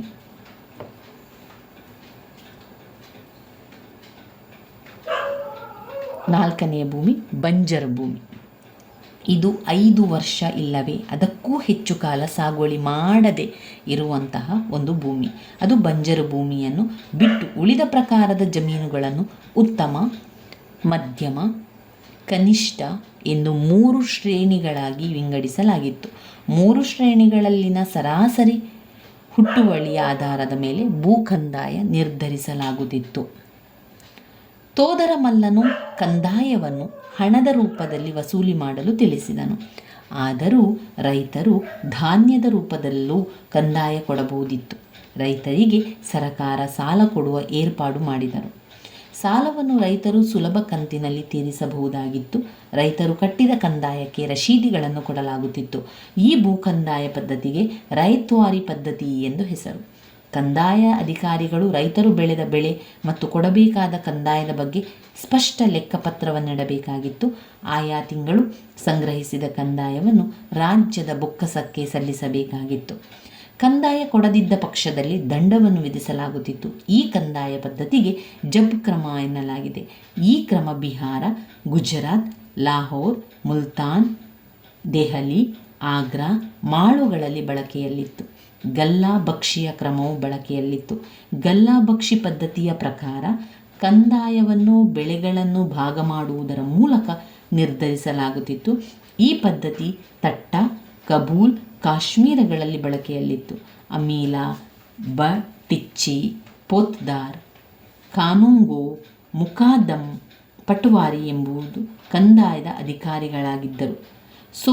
ತೋದರಮಲ್ಲನ ಹೆಸರು ಇಂದಿಗೂ ಸುಪ್ರಸಿದ್ಧವಾಗಿದೆ. ಅಕ್ಬರನ ಕಂದಾಯ ವ್ಯವಸ್ಥೆಯು ಶ್ಲಾಘನೀಯವಾದುದೆಂದು ವಿ.ಎ. ಸ್ಮಿತ್ ಅಭಿಪ್ರಾಯಪಟ್ಟಿದ್ದಾರೆ. ಕೆಲವು ಸಣ್ಣ ಪುಟ್ಟ ಬದಲಾವಣೆಗಳನ್ನು ಬಿಟ್ಟರೆ ಅಕ್ಬರನ ಕಂದಾಯ ಪದ್ಧತಿ ಮೊಘಲರ ಆಳ್ವಿಕೆಯ ಕಾಲದಲ್ಲೆಲ್ಲ ಪ್ರಚಾರದಲ್ಲಿತ್ತೆನ್ನಬಹುದು. ಇನ್ನು ಇದರ ನಾವು ಸಾರಾಂಶವನ್ನು ನೋಡಿದರೆ ಅಕ್ಬರನ ಬಗ್ಗೆ ತಿಳಿಯುವುದಾದರೆ, ಅಕ್ಬರನು ತನ್ನ ಈ ಎಲ್ಲ ದಿಗ್ವಿಜಯಗಳಿಂದ ಮೊಘಲ್ ಸಾಮ್ರಾಜ್ಯದ ನಿಜವಾದ ಸಂಸ್ಥಾಪಕನೆಂದು ಹೆಸರು ಪಡೆದಂತಹ ರಾಜ ಅಕ್ಬರ. ಕ್ರಿಸ್ತಶಕ 1556ರಲ್ಲಿ 2ನೇ ಪಾನಿಪತ್ ಯುದ್ಧದ ನಂತರ ನಿಜವಾಗಿಯೂ ಕೂಡ ಸಿಂಹಾಸನವನ್ನು ಅಲಂಕರಿಸಿದನು. ಆ ಕಾಲದಲ್ಲಿ ಮೊಘಲರ ರಾಜಕೀಯ ಪ್ರಾಬಲ್ಯ ಕುಂದಿಹೋಯಿತು. ಇಂತಹ ಪರಿಸ್ಥಿತಿಯಲ್ಲಿ ಗೃತ್ತಿಗೆಡದೆ ಸಂಯಮ, ಸಮಯೋಚಿತವಾಗಿ ಅನೇಕ ದಾಳಿಗಳನ್ನು ಮುನ್ನಡೆಸಿ ವಿಜಯಗಳನ್ನು ಸಾಧಿಸಿ ವಿಶಾಲವಾದ ಸಾಮ್ರಾಜ್ಯವನ್ನು ಕೂಡ ನಿರ್ಮಾಣ ಮಾಡಿದನು. ಈತನ ಕೊನೆಯ ದಿನಗಳಲ್ಲಿ ಸಾಮ್ರಾಜ್ಯದ ಮೇರೆಗಳು ಉತ್ತರದಲ್ಲಿ ಕಾಶ್ಮೀರ, ಕಾಂದಹಾರ್ ಮತ್ತು ಕಬೂಲ್ನಿಂದ ದಕ್ಷಿಣದಲ್ಲಿ ಅಹಮದ್ ನಗರವರೆಗೆ ಹಬ್ಬಿಕೊಂಡಿತ್ತು.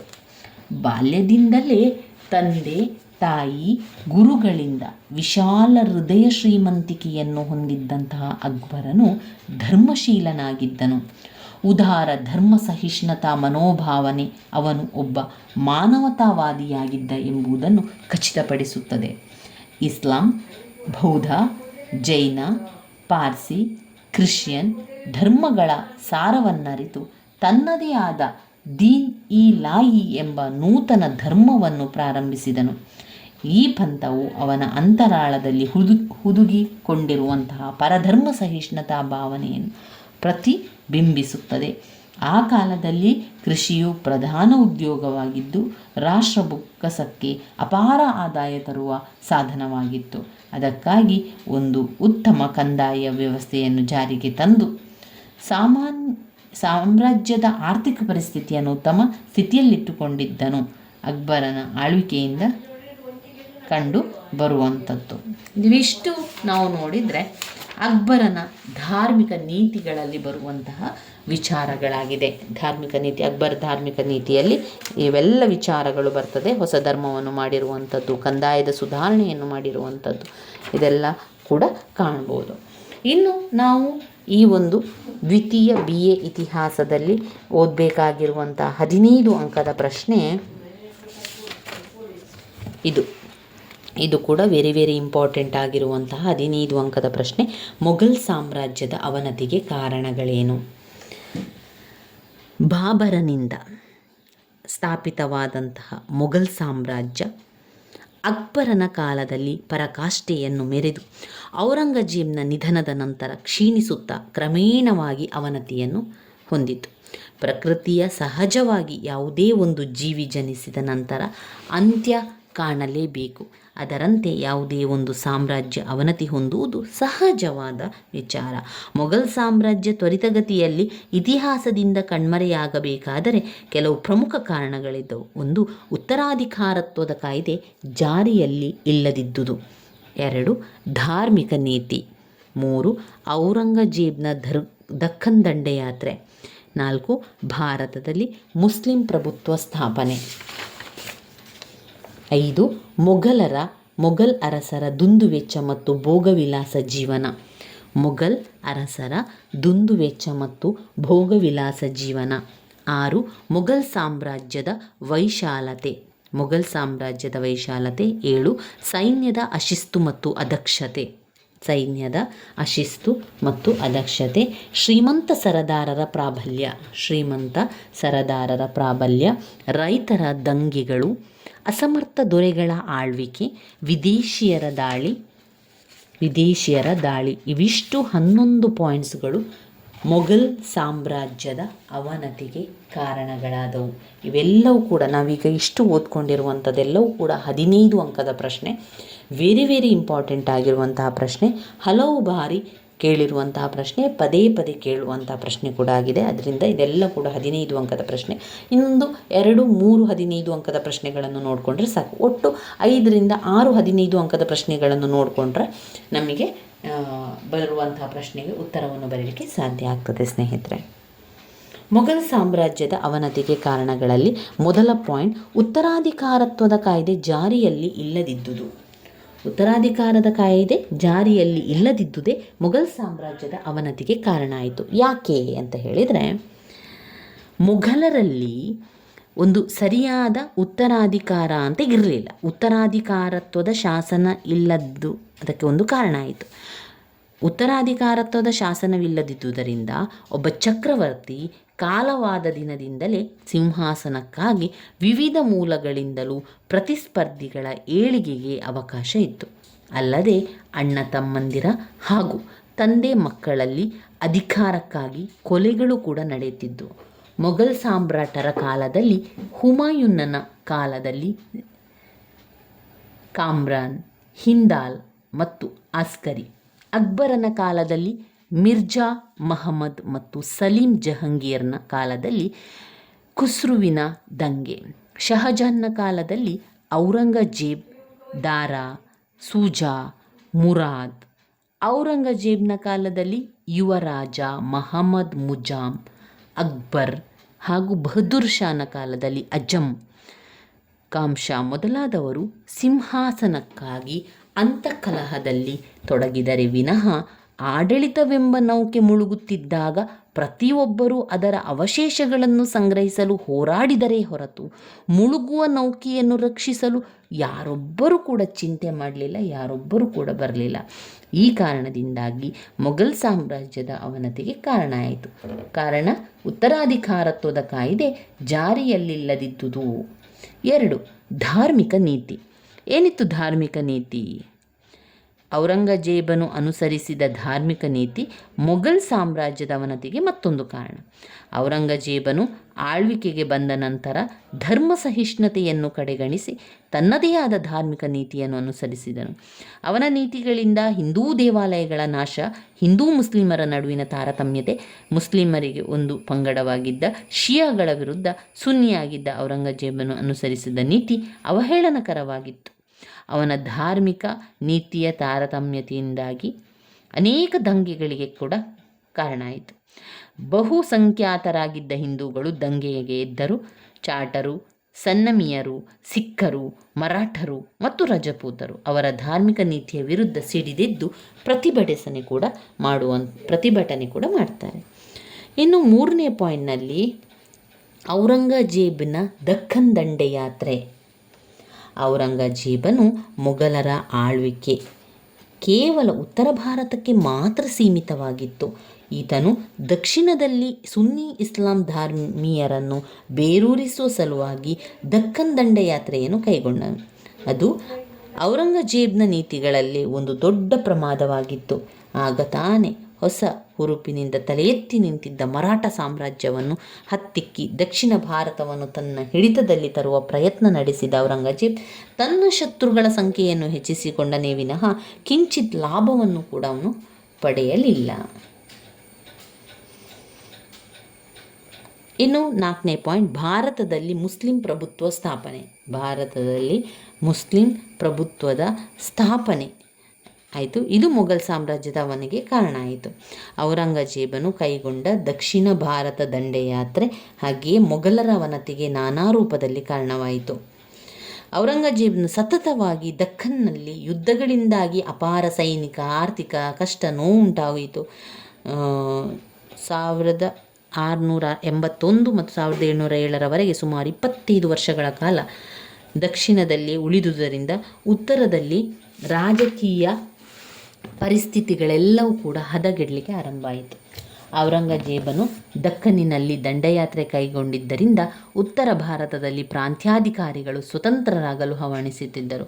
ಈ ಪ್ರವೃತ್ತಿ ಔರಂಗಜೇಬನ ನಿಧನದ ನಂತರ ಮುಂದುವರಿದು ಔಧ್, ಒರಿಸ್ಸಾ, ಬಂಗಾಳ, ಬಿಹಾರ ಮುಂತಾದ ಪ್ರಾಂತ್ಯಗಳು ಸ್ವತಂತ್ರವಾದವು. ಈ ರೀತಿಯಾಗಿ ಮೊಘಲ್ ಸಾಮ್ರಾಜ್ಯವು ಹಂತ ಹಂತವಾಗಿ ಕ್ಷೀಣಿಸಿ ಕ್ರಮೇಣ ಪತನ ಹೊಂದಿದವು. 5ನೇ ಪಾಯಿಂಟ್, ಮೊಘಲ್ ಅರಸರ ದುಂದುವೆಚ್ಚ ಮತ್ತು ಭೋಗವಿಲಾಸ ಜೀವನ. ಮೊಘಲ್ ಅರಸರ ದುಂದುವೆಚ್ಚ ಮತ್ತು ಭೋಗವಿಲಾಸ ಜೀವನ.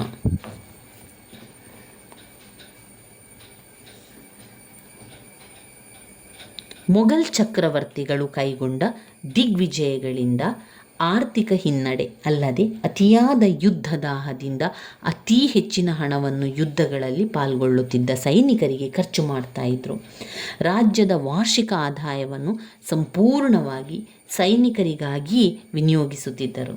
ಔರಂಗಜೇಬ್ನ ನಂತರ ಬಂದ ಅರಸರು ಅತಿ ಹೆಚ್ಚಾಗಿ ದುಂದುವೆಚ್ಚ, ಭೋಗವಿಲಾಸ ಜೀವನಕ್ಕೆ ಹೆಚ್ಚಿನ ಆದ್ಯತೆ ನೀಡಿ ಆಡಳಿತ ಸೂತ್ರವನ್ನು ಹಿಡಿಯಲು ಮರೆತರು. ಜಹಂಗೀರ್ನಂತಹ ಲಾಲಾ ಕುಮಾರಿಯೊಡನೆ ಸರಸ ಸಲ್ಲಾಪದಲ್ಲಿ ತೊಡಗಿ ಪ್ರಜೆಗಳ ಯೋಗಕ್ಷೇಮ ಮರೆತರು.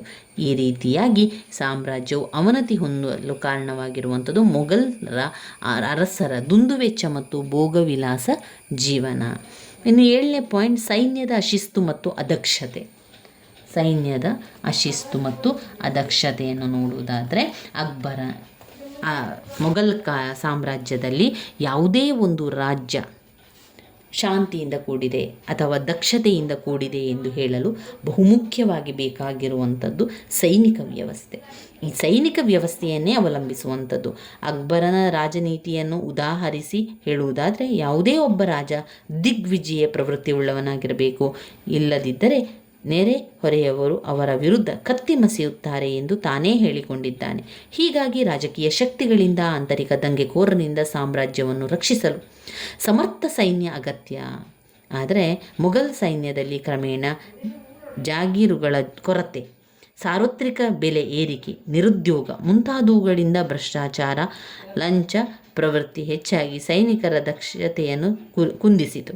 ಅಕ್ಬರನು ತಂದ ಮನ್ಸಬ್ದಾರ್ ಪದ್ಧತಿ ಸೈನಿಕ ಸಂಘಟನೆಯಿಂದ ಸೈನಿಕರು ಸುಲ್ತಾನನಿಗೆ ಬದಲಾಗಿ ತಮ್ಮ ಹತ್ತಿರದ ನಾಯಕರಿಗೆ ವಿಧೇಯರಾಗಿರುತ್ತಿದ್ದೆವು. ಮೊದಮೊದಲು ಬಾಬರನ ಕಾಲದಲ್ಲಿ ಬಂದ ಸೈನಿಕರು ಗಡಸು ಸ್ವಭಾವದವರಾಗಿದ್ದು ಯುದ್ಧಕ್ಕೆ ಹೇಳಿ ಮಾಡಿಸಿದಂತಿದ್ದರು. ಆದರೆ ತದನಂತರ ಭಾರತದಲ್ಲಿ ದೊರೆತ ಅಧಿಕ ಸಂಪತ್ತು, ಶ್ರೀಮಂತಿಕೆ, ವಿರಾಮಗಳು ಅವರನ್ನು ವಿಷಯ ಲಂಪಟರನ್ನಾಗಿ ಮಾರ್ಪಡಿಸಿದ್ದವು. ದಂಡನಾಯಕರುಗಳು ಸದಾ ದುಡಿದ ಮತ್ತಿನಲ್ಲಿ ಇರುತ್ತಿದ್ದರಿಂದ ಬಲಿಷ್ಠರಾದ ಮರಾಠರು, ರಜಪೂತರು, ಜಾಟರು ಸಿಖ್ಖರೊಡನೆ ಯುದ್ಧ ಮಾಡಲು ಅಶಕ್ತರಾಗಿದ್ದರು. ಜಾದುನಾಥ ಸರ್ಕಾರದವರು ಹೇಳುವಂತೆ ಈ ಚಿನ್ನ ಎಲ್ಲ ತುಕ್ಕು ಹಿಡಿದರೆ ಕಬ್ಬಿಣವು ಏನು ಮಾಡಲಾರದು ಎಂಬಂತೆ ಸೈನ್ಯವು ತನ್ನ ಶಕ್ತಿ ಕಳೆದುಕೊಂಡಾಗ ರಾಜನಾದವನು ಏನೂ ಕೂಡ ಮಾಡಲು ಸಾಧ್ಯವಿರಲಿಲ್ಲ. ನಾಯಕರಲ್ಲಿ ಬೆಳೆದ ಭ್ರಷ್ಟಾಚಾರ, ಅಶಿಸ್ತು ಸೈನಿಕರಲ್ಲಿ ಹರಡಿ ಅವರನ್ನು ಅದಕ್ಷರನ್ನಾಗಿ ಮಾಡಿತು. ಅದು ಮೊಘಲ್ ಸಾಮ್ರಾಜ್ಯದ ಪರ್ಯಾವ್ಯಸನಕ್ಕೆ ಕಾರಣವಾಯಿತು. ಶ್ರೀಮಂತ ಸರದಾರರ ಪ್ರಾಬಲ್ಯ. ಮೊಘಲ್ ಸಾಮ್ರಾಜ್ಯದಲ್ಲಿ ಅನೇಕ ಶ್ರೀಮಂತ ಸರದಾರರ ಪಂಗಡಗಳಿದ್ದವು. ಟರ್ಕರು, ಅಫ್ಘನ್ನರು, ಪರ್ಷಿಯನ್ನರು, ಮಂಗೋಲರು, ಮುಸ್ಲಿಮರು, ರಜಪೂತರು, ಭಾರತೀಯರು ಮೊದಲಾದವರು ಮೊದಲು ನಿಷ್ಠೆಯಿಂದ ಇದ್ದು ಸೇವೆ ಸಲ್ಲಿಸುತ್ತಿದ್ದರು.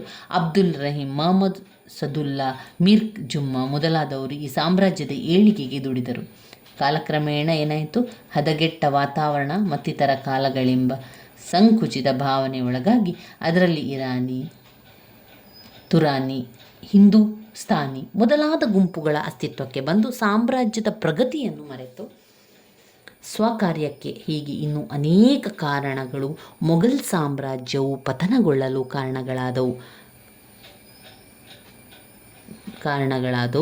ಕೈ ಹಾಕಿ ಈ ಸಾಮ್ರಾಜ್ಯದ ಅವನತಿಗೆ ಕಾರಣ ಆಯಿತು. ಶ್ರೀಮಂತ ಸರದಾರರ ಪ್ರಾಬಲ್ಯದಿಂದಾಗಿ ಮೊಘಲ್ ಸಾಮ್ರಾಜ್ಯದ ಅವನತಿಗೆ ಕಾರಣ ಆಯಿತು. ಇನ್ನು ರೈತರ ದಂಗೆಗಳು. ಮೊಘಲರ ಪತನಕ್ಕೆ ಬೇರೆ ಬೇರೆ ಕಾರಣಗಳಿದ್ದವು. ಅದರಲ್ಲಿ ರೈತರ ದಂಗೆಗಳು ಕೂಡ ಒಂದು. 18ನೇ ಶತಮಾನದಲ್ಲಿ ಸಾಮ್ರಾಜ್ಯದಲ್ಲಿ ಸಂಭವಿಸಿದ ರೈತ ದಂಗೆಯ ಕೊಡುಗೆಗೆ ಮಹತ್ತರವಾದುದು. ಜಮೀನ್ದಾರರು ಮತ್ತು ಜಾಗೀರುದಾರರು ಕೂಡ ಅತೃಪ್ತರಾಗಿದ್ದು ಹೆಚ್ಚಿನ ಸವಲತ್ತುಗಳಿಗಾಗಿ ಎದುರುಬಿದ್ದರು. ಸನ್ಮಿತಗಳು, ಸಿಖ್ಖರು, ಜಾಟರು ಮೊದಲಾದವರು ನಡೆಸಿದ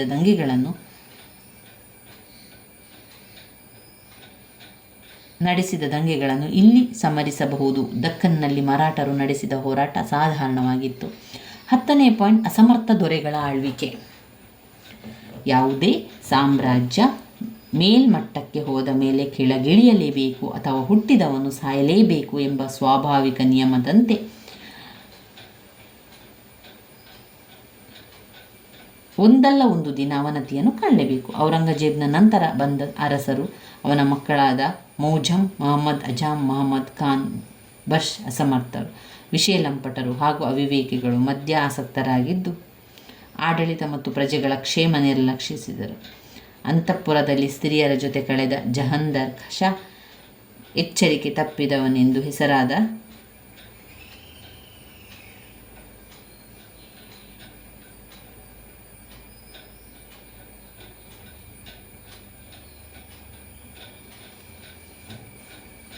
ಇಲ್ಲಿ ಅಸಮರ್ಥ ದೊರೆಗಳ ಅಸ್ತಿತ್ವ ಏಕೆ ಆಯಿತು ಅಂತ ಹೇಳಿದರೆ, ಅಂತಃಪುರದಲ್ಲಿ ಸ್ತ್ರೀಯರ ಜೊತೆ ಕಳೆದಂತಹ ಜಹಾಂಗೀರ್ ಶಾ ಎಚ್ಚರಿಕೆ ತಪ್ಪಿದನು. ಹೆಸರಾದ ಹೇಡಿ ಎಂದು ಪ್ರಖ್ಯಾತನಾದನು. ಫರೂಕ್ ಶಿಯಾರ್ ಅಲ್ಲದೆ ಮಹಮ್ಮದ್ ಶಾ, ಎರಡನೆಯ ಅಲ್ಲಂಗೀರ್, ಎರಡನೆಯ ಶಾ ಆಲಂ ಸ್ವತಂತ್ರವನ್ನೇ ಕಳೆದುಕೊಂಡಿದ್ದು ಆಸ್ಥಾನದ ವಜೀರರು ಮರಾಠರ ಕೈಗೊಂಬೆಯಾಗಿದ್ದುದು ಪರಿಣಾಮ ಸಾಮ್ರಾಜ್ಯ ವಿನಾಶದ ಹಾದಿ ಉಂಟಾಯಿತು. ಈ ಒಂದು ಕಾರಣದಿಂದಾಗಿ ಅಸಮರ್ಥ ದೊರೆಗಳ ಆಳ್ವಿಕೆಯಿಂದಾಗಿ ಮೊಘಲ್ ಸಾಮ್ರಾಜ್ಯದ ಅವನತಿಗೆ ಕಾರಣ ಆಯಿತು. ಇನ್ನು ವಿದೇಶಿಯರ ದಾಳಿಗಳು ಮೊಘಲ್ ಸಾಮ್ರಾಜ್ಯದ ಅವನತಿಗೆ ಕಾರಣವಾಗಿದೆ. ಕ್ರಿಸ್ತಶಕ 1739ರಲ್ಲಿ ನಾದಿರ್ ಶಾ ಹಾಗೂ ಅಹಮದ್ ಶಾ ಅಬ್ದಾಲಿಯ ದಾಳಿಗಳು ಮೊಘಲ್ ಸಾಮ್ರಾಜ್ಯವನ್ನು ಮತ್ತಷ್ಟು ದುರ್ಬಲಗೊಳಿಸಿದವು. ಪರ್ಷಿಯಾದ ನಾದಿರ್ ಶಾ ಕ್ರಿಸ್ತಶಕ 1739ರಲ್ಲಿ ಮೊಘಲ್ ಸಾಮ್ರಾಜ್ಯದ ಮೇಲೆ ದಾಳಿ ಮಾಡಿ ಅಫ್ಘಾನಿಸ್ತಾನವನ್ನು ವಶಪಡಿಸಿಕೊಂಡುದಲ್ಲದೆ ಐತಿಹಾಸಿಕ ಪ್ರಸಿದ್ಧವಾದ ಮಯೂರ ಸಿಂಹಾಸನ ಮತ್ತು ಕೊಹಿನೂರು ವಜ್ರ ಅಧಿಕ ಮೊತ್ತದ ಬಂಗಾರ, ಮುತ್ತು, ರತ್ನ ಹಾಗೂ ಅಪಾರ ಸಂಪತ್ತುಗಳನ್ನು ಲೂಟಿ ಮಾಡಿದನು. ಈ ಹೊಡೆತದಿಂದ ಚೇತರಿಸಿಕೊಳ್ಳುವ ಮೊದಲೇ ಅಫ್ಘಾನಿಸ್ತಾನದ ಅಹಮದ್ ಶಾ ಅಬ್ದಾಲಿಯು ಕ್ರಿಸ್ತಶಕ 1748 ಮತ್ತು 1767ರ ಅವಧಿಯಲ್ಲಿ 7 ಬಾರಿ ದಾಳಿ ಮಾಡಿ ಅಪಾರ ಮೊಘಲ್ ಸಾಮ್ರಾಜ್ಯದ ಸಂಪತ್ತನ್ನು ದೋಚಿದ್ದನಲ್ಲದೆ ಪಂಜಾಬ್, ಸಿಂಧ್, ಕಾಶ್ಮೀರಗಳನ್ನು ಮೊಘಲ್ ಸಾಮ್ರಾಜ್ಯದಿಂದ ಬೇರ್ಪಡಿಸಿದನು. ಈ ರೀತಿಯ ದಾಳಿಯಿಂದಾಗಿ ಗೊಂದಲಮಯ ವಾತಾವರಣಗಳಲ್ಲಿ ಪ್ರಾಂತೀಯ ಅಧಿಕಾರಿಗಳು ತಮ್ಮ ಪ್ರಾಂತ್ಯಗಳಲ್ಲಿ ಸ್ವತಂತ್ರತೆಯನ್ನು ಘೋಷಿಸಿಕೊಂಡರು ಹಾಗೂ ಕೆಲವು ಪ್ರದೇಶಗಳು ಮೊಘಲ್ ಸಾಮ್ರಾಜ್ಯದ ಆಧಿಪತ್ಯದಿಂದ ಹೊರಗುಳಿದವು.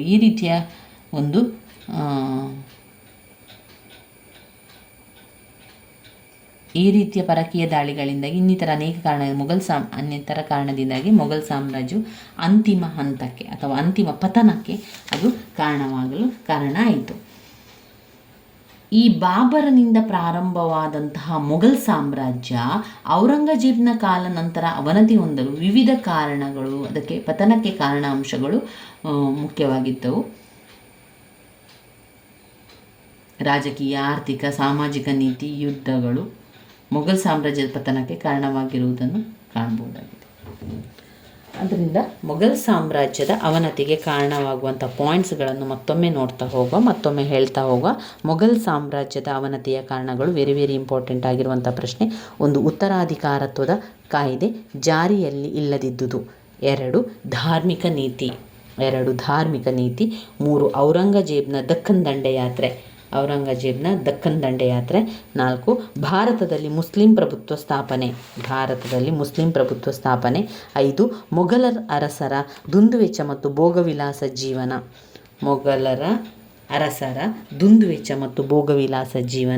6 ಮೊಘಲ್ ಸಾಮ್ರಾಜ್ಯದ ವೈಶಾಲ್ಯತೆ. 7 ಸೈನ್ಯದ ಅಶಿಸ್ತು ಮತ್ತು